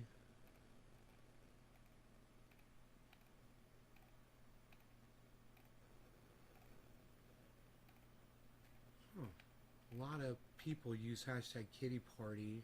I'm looking to see if there's any more Cult of Dusty Kitty Party things that come up on it. Son of a bitch. Dude, this just goes to show you. I wonder how many people hashtag Kitty Party for Dusty. Just shows you how hidden he is on fucking Twitter, dude. He should have thousands and thousands of people watching him on Twitter. And he doesn't. And this is bullshit, dude. And this is one of the things I want to talk to him about. Dude, he's still not coming up under hashtag. He only came up on the one thing on Kitty Party. One thing. It's all other shit now. No Cult of Dusty stuff. And I'm sure people are hashtagging that. They've got to be. Maybe I got it wrong. Maybe nobody hashtags Kitty Party. Maybe I'll try hashtag Dust Bunnies. I don't know. I wonder what their most popular... I'll just go to his channel and see what his big hashtags are. Maybe he's written them down. Dusty. Let's see. Is he hashtagging anything ever? Dusty. Dusty, new outfit I just dropped. I've decided to lean into the God look. Ah, he's so fucking funny. Oh my God, Dusty, you're so fucking funny. You can't say that when your channel name is Cult of Dusty. You motherfucker. God, I can't wait to talk to him. Oh my God.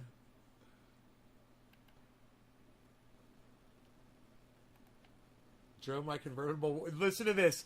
You guys, this is a Cult of Dusty tweet and it's fucking hilarious, okay? Drove my convertible to Walmart. Went in without putting the top up.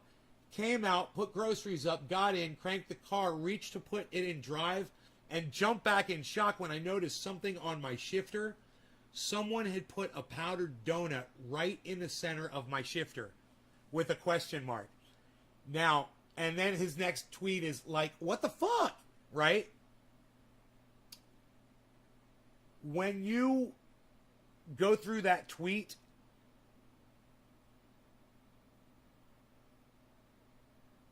responses on that thread, it is a gold mine of laughter and joy, unlike the likes of which, I don't know how to say that, the likes of which none of you have ever experienced before on a Twitter thread. And I'm here to tell you, I'm not going to show it to you. I'm not going to tell you about it. I'm going to tell you this. You guys should follow at Cult of Dusty 1, number 1, on Twitter. and then go down to his tweets and find the one that starts, drove my convertible to Walmart. Once you do that, go through that thread and follow the links that Dusty puts up inside there. That's all I'm going to leave you with. I love you guys. I hope you enjoyed the over 3.5 hour show today. I will see you at either 4 o'clock or 7:10 tonight, depending. Love you guys. Take care. Hey, John. What's up, buddy? Aw, thank you, Eddie. I appreciate you saying that, buddy. The show is a breath of fresh air. Thank you, man. Thank you, Jonathan. Thank you so much. Jonathan Block, thank you. Man, I'm going to see if I can copy both of those and just paste them into Twitter right now, guys. Jonathan Block and Eddie Haynes. I'm going to tweet that on Twitter, what you guys both said.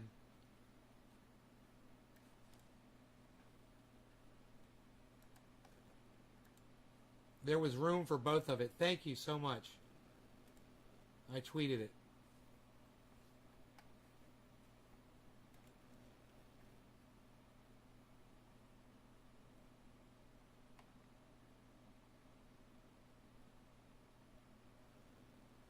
Wow, you guys are so kind. Thank you so much.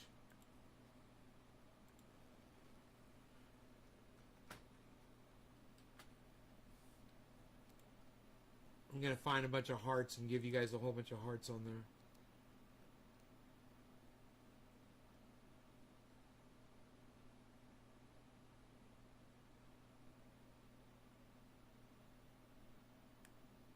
There they are.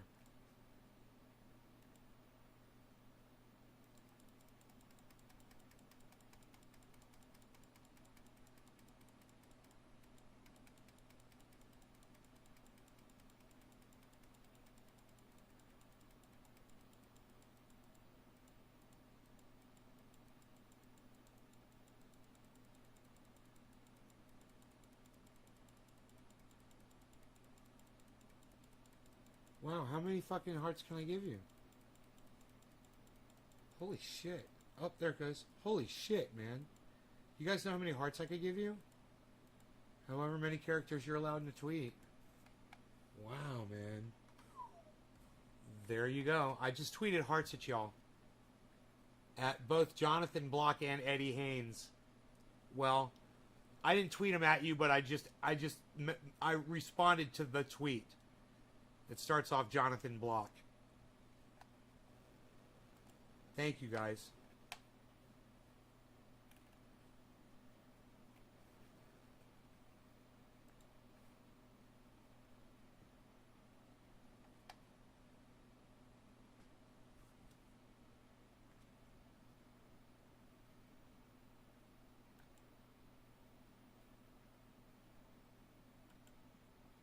I'm going to pin it to my profile.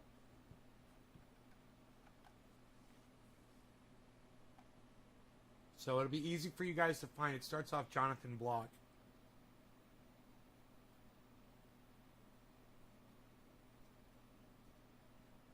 You guys are amazing. The two of you are so nice for saying that.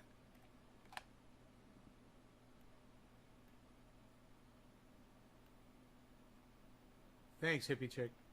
Thank you, Nick. You're the kind one. Nay, you spend valuable time out of your life to enter. So I can thank you enough, buddy. I know. You know what I realized, bro, is I need to, you know, stop doing the show at some point and get the fuck out of here. And it kind of keeps me here, man. It's like I'm chained here, and that, and the fact that I've got the garden going and the pets, it all keeps me right here. And I'm kind of like a prisoner, and I need to get back to Florida and be with my parents, you know? Oh, I gotta get back to fucking Florida, man. You know?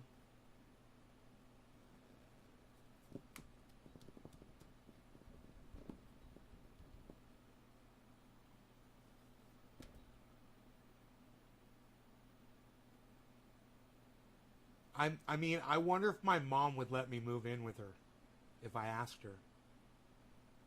I just never thought that would be possible because I smoke cannabis every day, 3 times a day.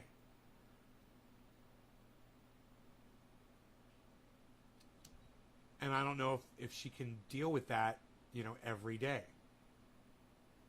And me doing an hour-long show 3 times a day. But, you know, I lost an opportunity there to get the house next door to my parents. And the best thing is to be in the house with them, you know?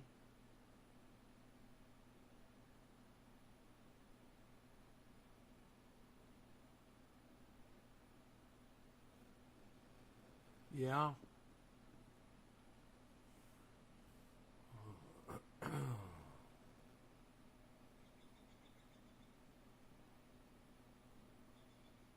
don't know if we could do it, man. But I really need to fucking be there.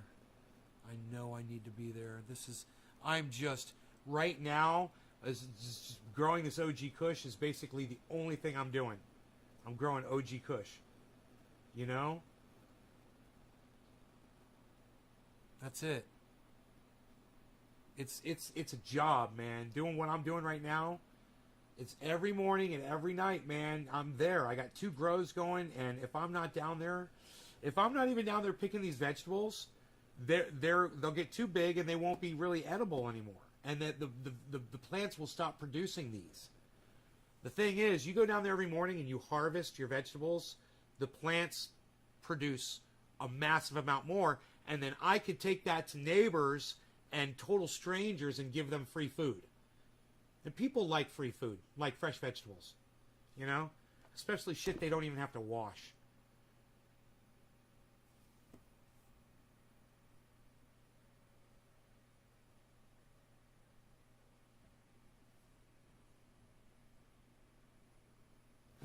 Can I broadcast from outside? Oh yeah, they got great bandwidth over there. Yeah, I did shows from outside at my mom's house when I was there. When was that? Was it March? When I was back in Florida? No, I was already doing crypto, right? I was already doing crypto. So it's March or May. All right. Here. I'll just type in Nay's Garden. And I'll type in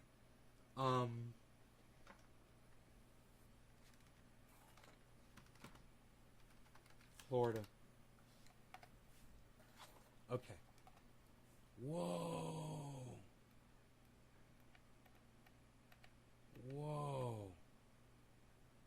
Streamed 3 years ago for my mom's house.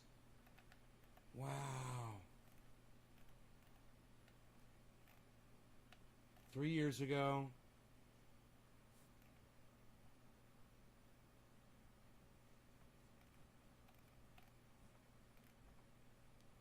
Dabs from Florida.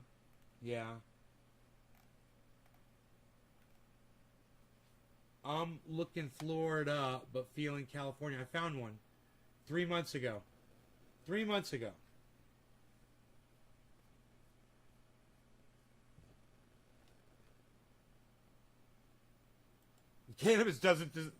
Florida doesn't deserve cannabis. Not sorry was the title of the next video underneath it for me.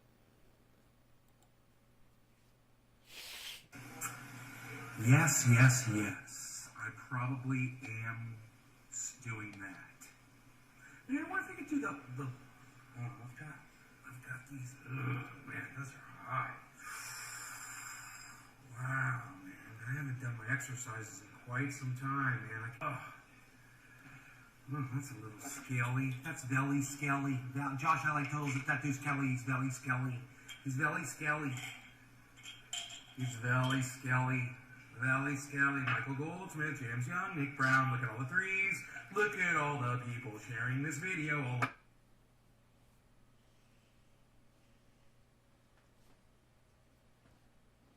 Town.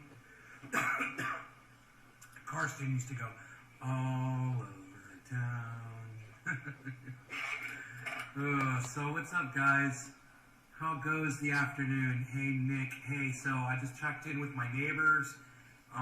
Rogan's doing fantastic. Is Karsten in there? Everything's going great with him. I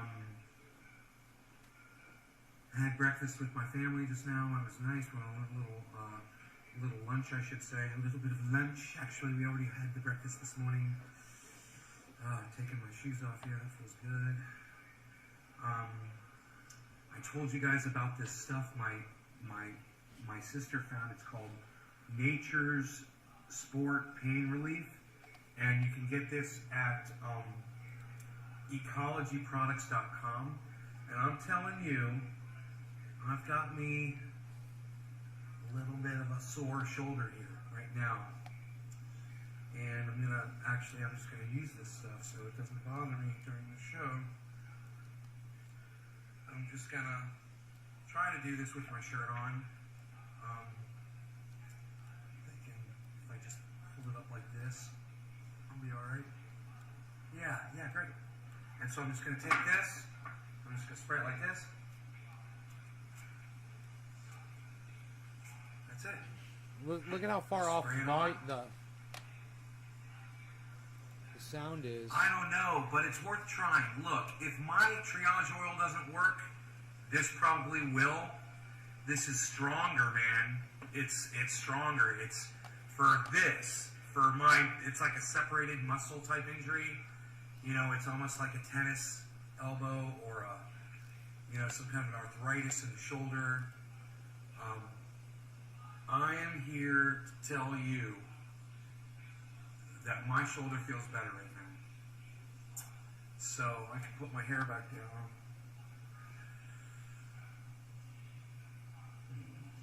That were broken for $100. Both of them are fixed. Wow, Nick, how'd you fix them, buddy? Did you just have to clean them with spray tuner cleaner? Or they just dirty switches? So yeah, man, I was ready for a show. I ate, and I just was like, I'm feeling it. Really good friend of mine is coming over this afternoon. Her name is Shannon. I've known her for years. My hornet sting itches. The first person that I wanted to scratch the fuck out of it right now. Explained how cannabis worked on pain. Triage oil For her. And I thought my she shoulder. was a little psychological. With her, comes to find out she was right all along. You know, it really does work on pain, and she's right. So she's one of the pioneers that helped shape me. You know, and my attitude. Oh, that feels so good. Oh, it feels so good. It's unbelievable. Nice. It's the second time I think I put triage oil on that hornet sting. Oh yeah, bro. If you guys pay the shipping to Australia, it's expensive. I'll definitely send it to you. Yeah, if you pay shipping, man, I can't say no to that. Let me see if I go outside at all in this video. Okay, here I go outside. So let's see how good the connection is when I go outside my mom's house. That's why I brought this video up. So here we go.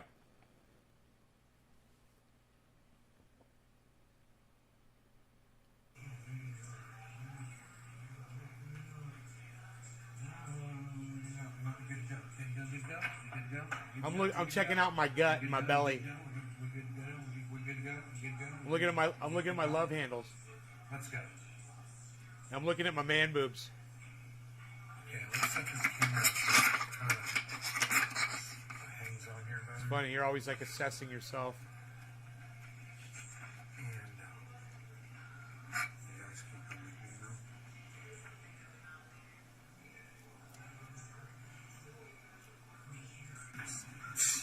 know? Nobody's even trying to drop frames anymore, about what do you? So There's a big wind blowing my I lost connection there that whole time. So that's not a good connection outside. There it is. A little bit level here. I love handles that you don't have anymore. This computer puts out quite a lot of. Oh, I still got love handles.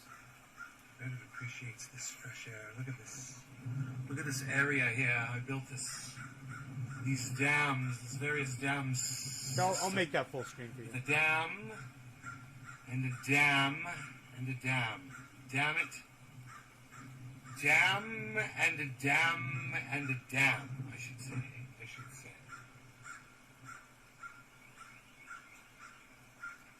I should say indeed.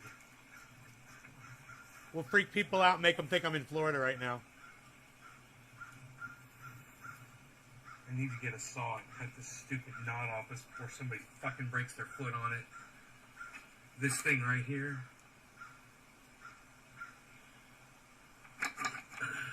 This thing right here.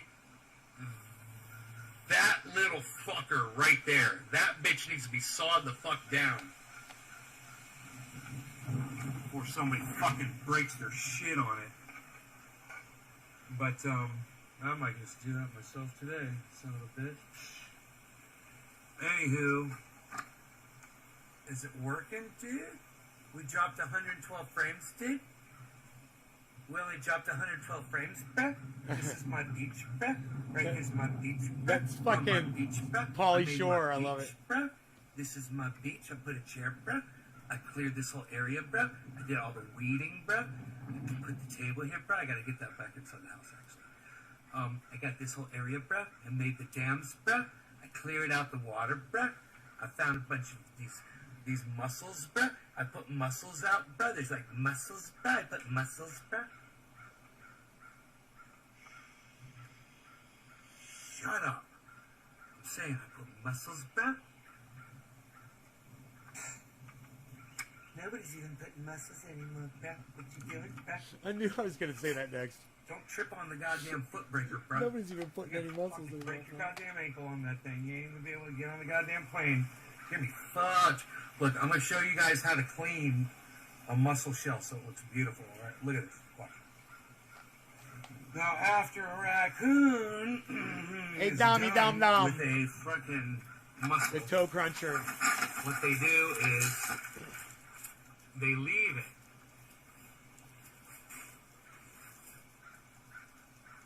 On the shoreline. Right here. Right. What you get is an interdimensional reptilian shape-shifting alien is what I am right there. It's full of mud, right? And even if you get the mud out of it, there is a film that's left inside the shell.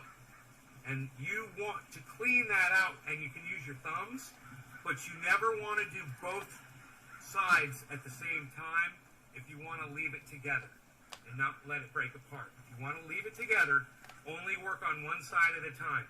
Use two thumbs in the water. And look, I'll show you how easy this is. Just put this in the water like this.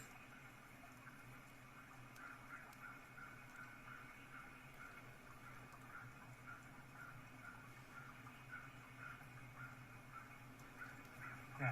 Now, that gives you this. That's pretty.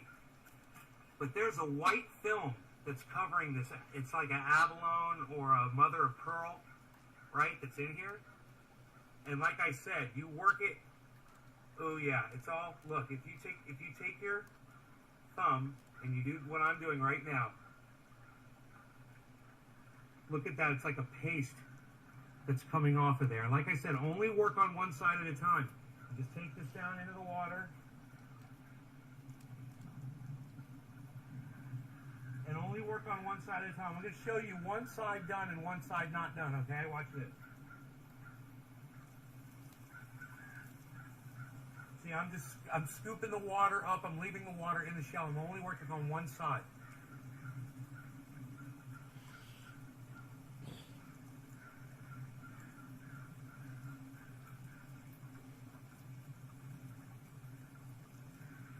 That's great news, Karen. Thank you for sharing that, Karen.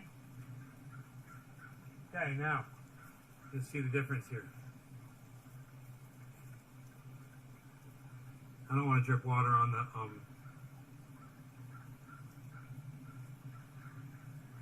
this is the side that's clean. This side is still white. It's still full of that film. So you would pick one of these up and say, yeah, I found one. The time to clean it is right when you find them. Pull it right out of the water, take your thumbs, get in there really good, and free up the whole, just one side, like this, and you get that pretty, pretty, pretty mother of pearl. Look at that. Right? And now we'll do this side, same thing, right? Go here, put some water in there, take our thumb, only one side. Put it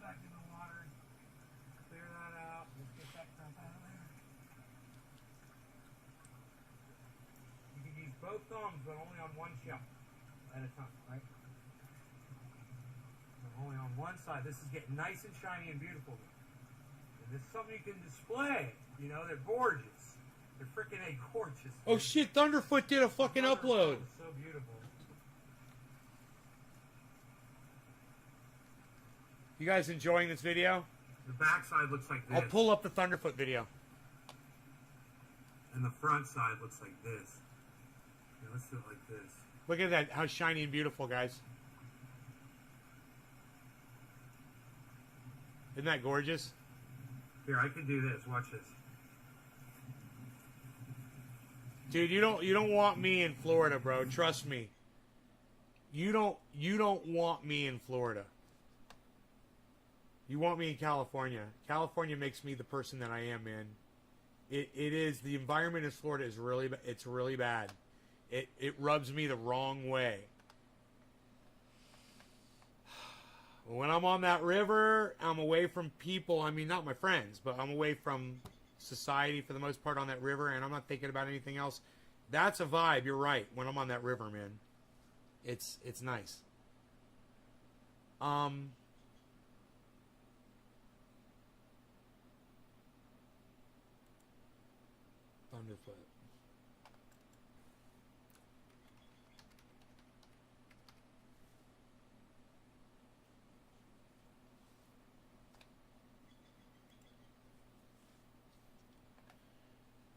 Hyperloop. Virgin Hyperloop busted 1 hour ago. It's already got 22,000 views, guys. And it just went up an hour ago. This. Lots of people wanted to hear my take on this new Hyperloop concept that CNN ran a story on this week. And my immediate thought was, wow, that's actually really impressive for a company valued at about $500 million to release an animation of how it thinks its product will work, showing its product killing people in about the first 10 seconds.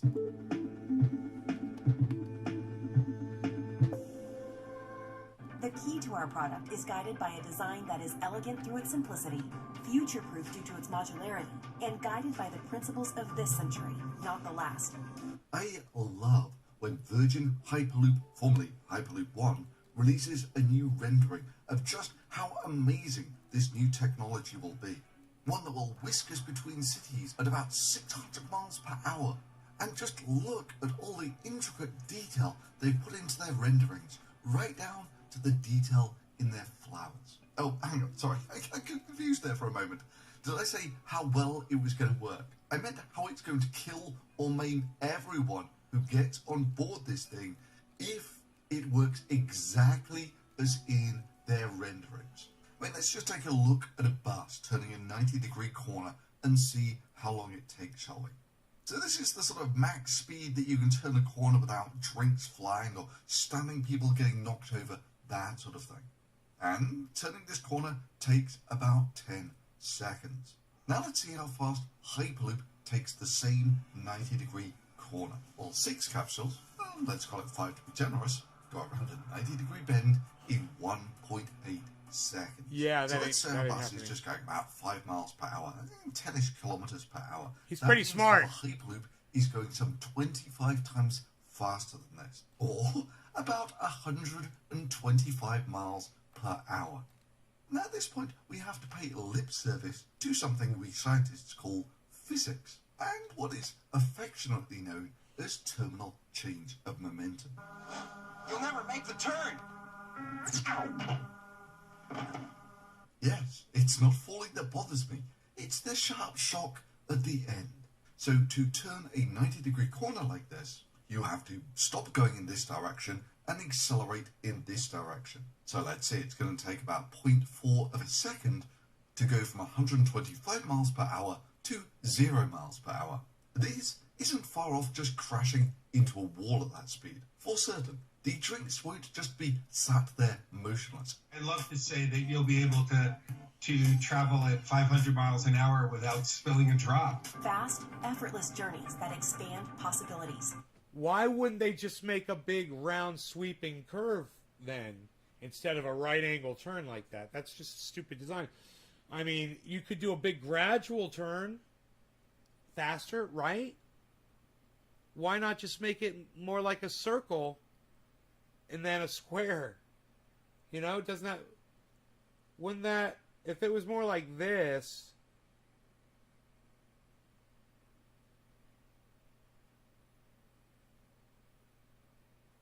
You know, if you had a curve like that...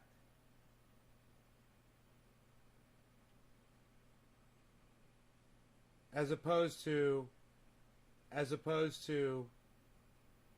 that. You'll make it more of a sweeping than that. See the difference there?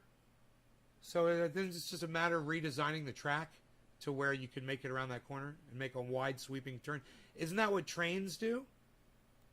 Unless, of course, those cups are welded to the fuselage of the Hyperloop. I mean, trains make those turns, but how does that fucking bullet train do it? Hyperloop in an attempt to lull the passengers into a false sense of security that they're not going to die within the first 10 seconds of their Hyperloop trip.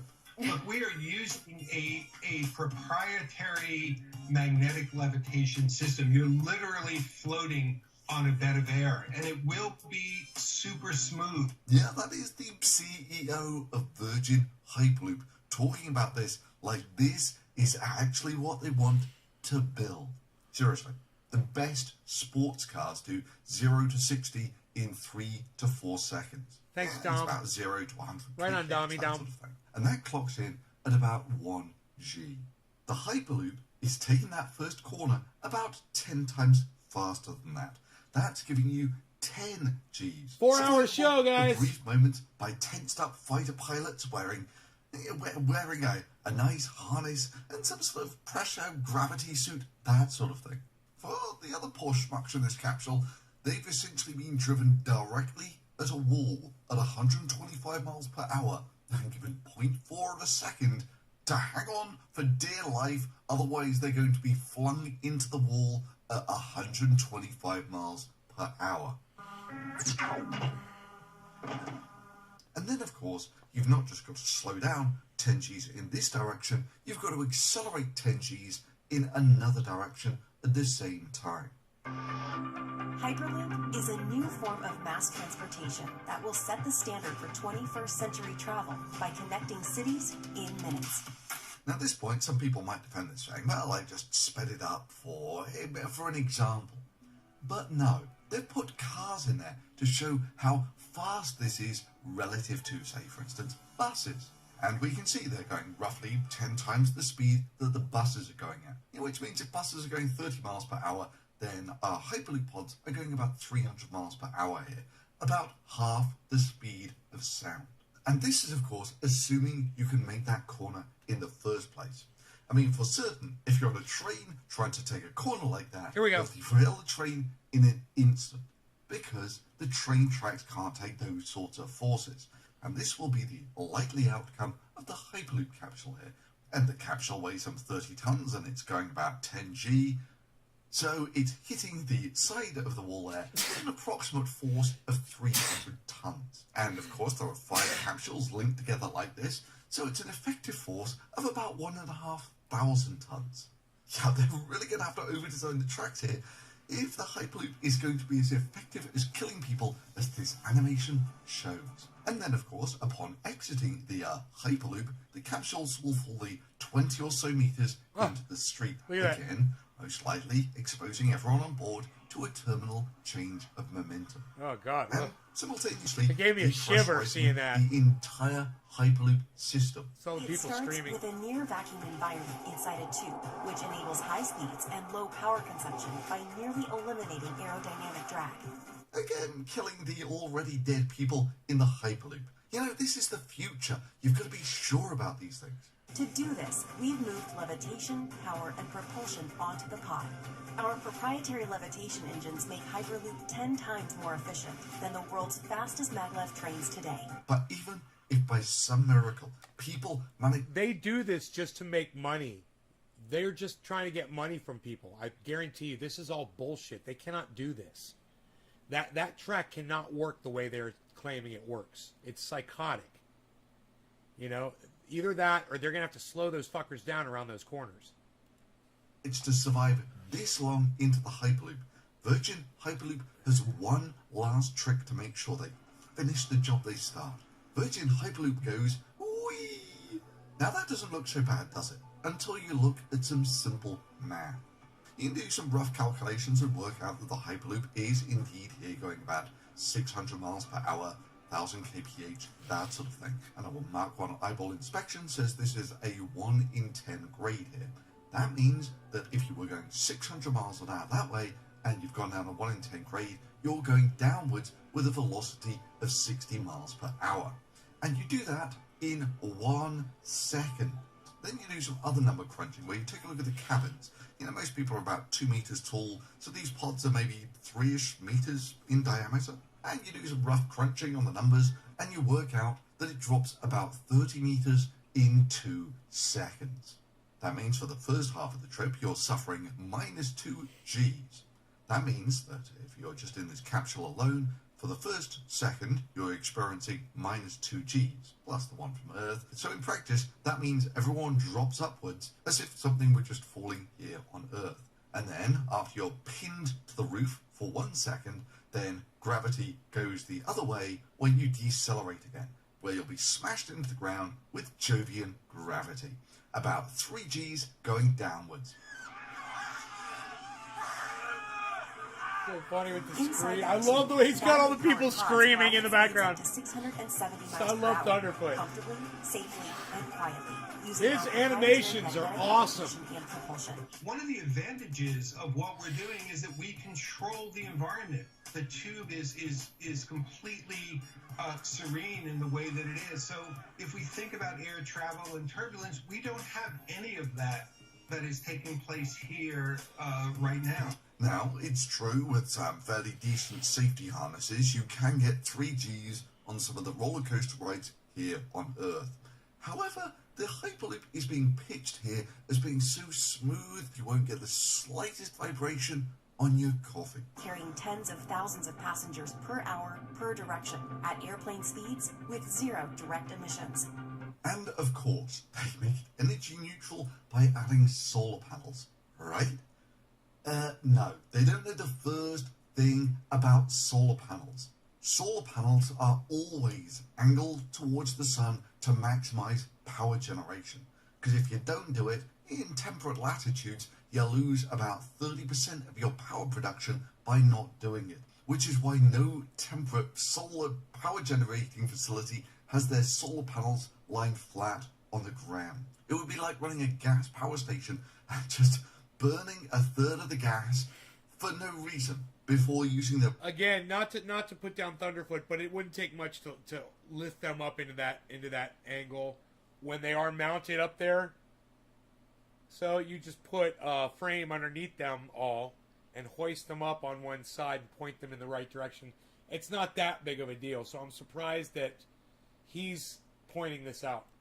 The rest to run your turbines. But apparently that is the way of the future for Virgin Hyperloop. Now, for these world-class people who haven't given the slightest consideration to the physics of the Hyperloop, they have given, however, fantastic thought to details like, where shall we put the wireless charging on these pods? Because, of course, it's going to be futuristic-y and modern, and wireless charging will do that for us. Because it really makes sense that if you're only going to be in there for sort of 5 minutes or something, 5 minutes of wireless charging. Yeah, that sounds like a killer feature, especially seeing if you can get over that whole dying thing. For most of this journey, you'll likely be on your phone to kill time. And then it just gets crazy when you remember that this is a $500 million company. Or you just take a look at the internal consistency of their web pages, where they say it's going to have 28 passengers. 28 passengers. Wow, let's count those 28 passengers, shall we? Well, there's maybe a seat there. 2, 3, 4, 5, 6, 7, 8, 9, 10, 11, 12, 13, 14, 15, 16. Ha! It looks like it's going to be standing room only for quite a lot of the people here. Virgin Hyperloop out in the desert outside Las Vegas, working here. So enthusiastic and proud of what they're doing. But it's a nice thing, focusing on a billionaire selling vaporware who isn't Elon Musk. Because you don't have to deal with the incessant whining of the Musk fanboys. And I mean, doubtless, if Team Branson's fanboys were as bad as the Musk ones. When you're talking about the pods going at 600, 700, 800 miles an hour, both with people and with cargo, that's tremendously exciting. It means that people can avoid the misery of sitting in traffic jams for 2 hours going one way, 2 hours going another way. Yeah, trust me, if it had been Musk who had said that, hey, James, the Musk fans would have been all over it, saying how marvellous this was, and criticising me. They would be complaining about, you said that humans are about 2 meters tall and they're only about 1.7, which means you clearly don't know what you're talking about, making elementary mistakes like that. You're just cherry-picking to make Branson look bad because he's rich and you're jealous of him. I mean, Branson's flown his own rockets to space and he just wants to make space accessible to everyone. And what have you ever done? Yeah, Musk fans, that's exactly how pointlessly and vapidly annoying you are. And it's also why I might eventually get around to making the video about how Musk is the only one of the space billionaire club who doesn't trust his rockets enough to gamble his own life on their reliability. Yeah, ignoring all the vapid crap that Branson fans would bring up if they were as annoying as Musk fans, none of that makes any difference. The Hyperloop being pitched here is utter vaporware. And it's as much vaporware now as before it was bought by Virgin, when it was still Hyperloop 1 some 5 years ago. But for fun, let's see how the vaporware promises have changed over the years.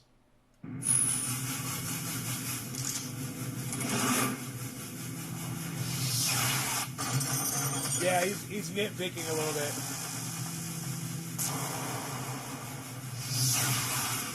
Yep, apparently in 2016, you could go into a vacuum chamber without an airlock. Imagine if there were a way to travel as fast as a plane with the convenience of a metro. Imagine a ride as smooth as an elevator for the cost of a bus ticket. Let's stop imagining and build it together. Want to bring Hyperloop I one? mean, these are just artist renderings, and they're not the scientists, and they don't consider all that shit. And they're just trying to get people to send them money, and they make these flashy cartoons. And, yeah, Thunderfoot is definitely nitpicking, James Simon. I totally agree. It's really a little over the top here. On to your country first? Enter a global challenge. Visit hyperloopchallenge.com for more info. And just to let you know how truly empty the computer-generated graphics promises are, this is Hyperloop 1, back in 2016, of what they were going to promise for us in 2020. That's last year now. And our hero is late for a meeting, so he says, take me home, and immediately the options come up. Walk, 47 hours. Bus, 3 hours. Hyperloop, 12 minutes. Boat, 4 hours. Or plane, 48 minutes. Yeah, it's a good thing that we got rid of cars by 2020. Otherwise, he could have taken a car in about 40 minutes. And for just how truly delusional these promises are, he's now going to get into a black box. And the black boxes can be coaches or meetings or lounges. At any rate, those little black boxes are then going to drive into tubes, which are then going to go into the Hyperloop. It doesn't really quite go into the details about just how all this is meant to work. It's so fucking It stupid. just works, you know? Look, God, it's people a are... computer-generated animation. I will give Thunderfoot this, James Simon.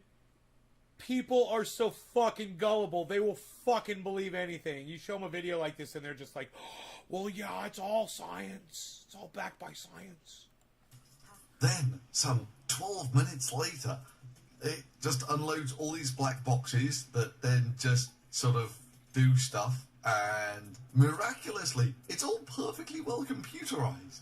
by guys on fabulous control screens until it reaches the pod street access, at which point the black box that you've been sat in for these last 12 minutes just drive down the street somehow, you know, because reasons. And of course, this all happened in Abu Dhabi last year.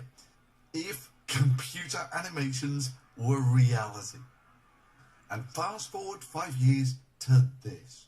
The key to our product is guided by a design that is elegant through its simplicity, future-proof due to its modularity, and guided by the principles of this century, not the last. It is last century. This is, of course, just looking at their animation. The Hyperloop crashes and burns on almost every front, long before you get to whether they're going to have wireless charging in the pods or not. I mean, the bottom line is, all you're really doing here is building a maglev in a vacuum tube. There is nothing more to this than that. And the maglevs alone, well, they're kind of prohibitively expensive. And the vacuum tubes, well, they probably add another 1 or 2 zeros onto the price, which is why this 100 or so year old idea never went anywhere. 100-year-old idea. None of which seems to have bothered this company, which currently is valued at about $500 million. You gotta love that. Anyway, that's today's video. I sincerely hope you enjoyed it. If you did, drop a thumbs up on it. Subscribing is always a good idea. And yeah, subscribe to Thunderfoot's channel. Like I said, he's a little over top on this one, but I love all of his shit, man. He's great. Alright, I hope you guys had fun hanging out with me. 4-hour show. 4 hours and, well, it'll be 20 minutes. I'll smoke to that. Happy 420 on the 420 of this show. 4 hours and 20 minutes of the show. Cheers, guys.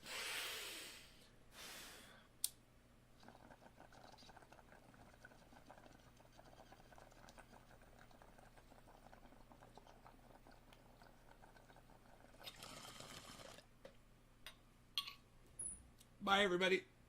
Bye-bye.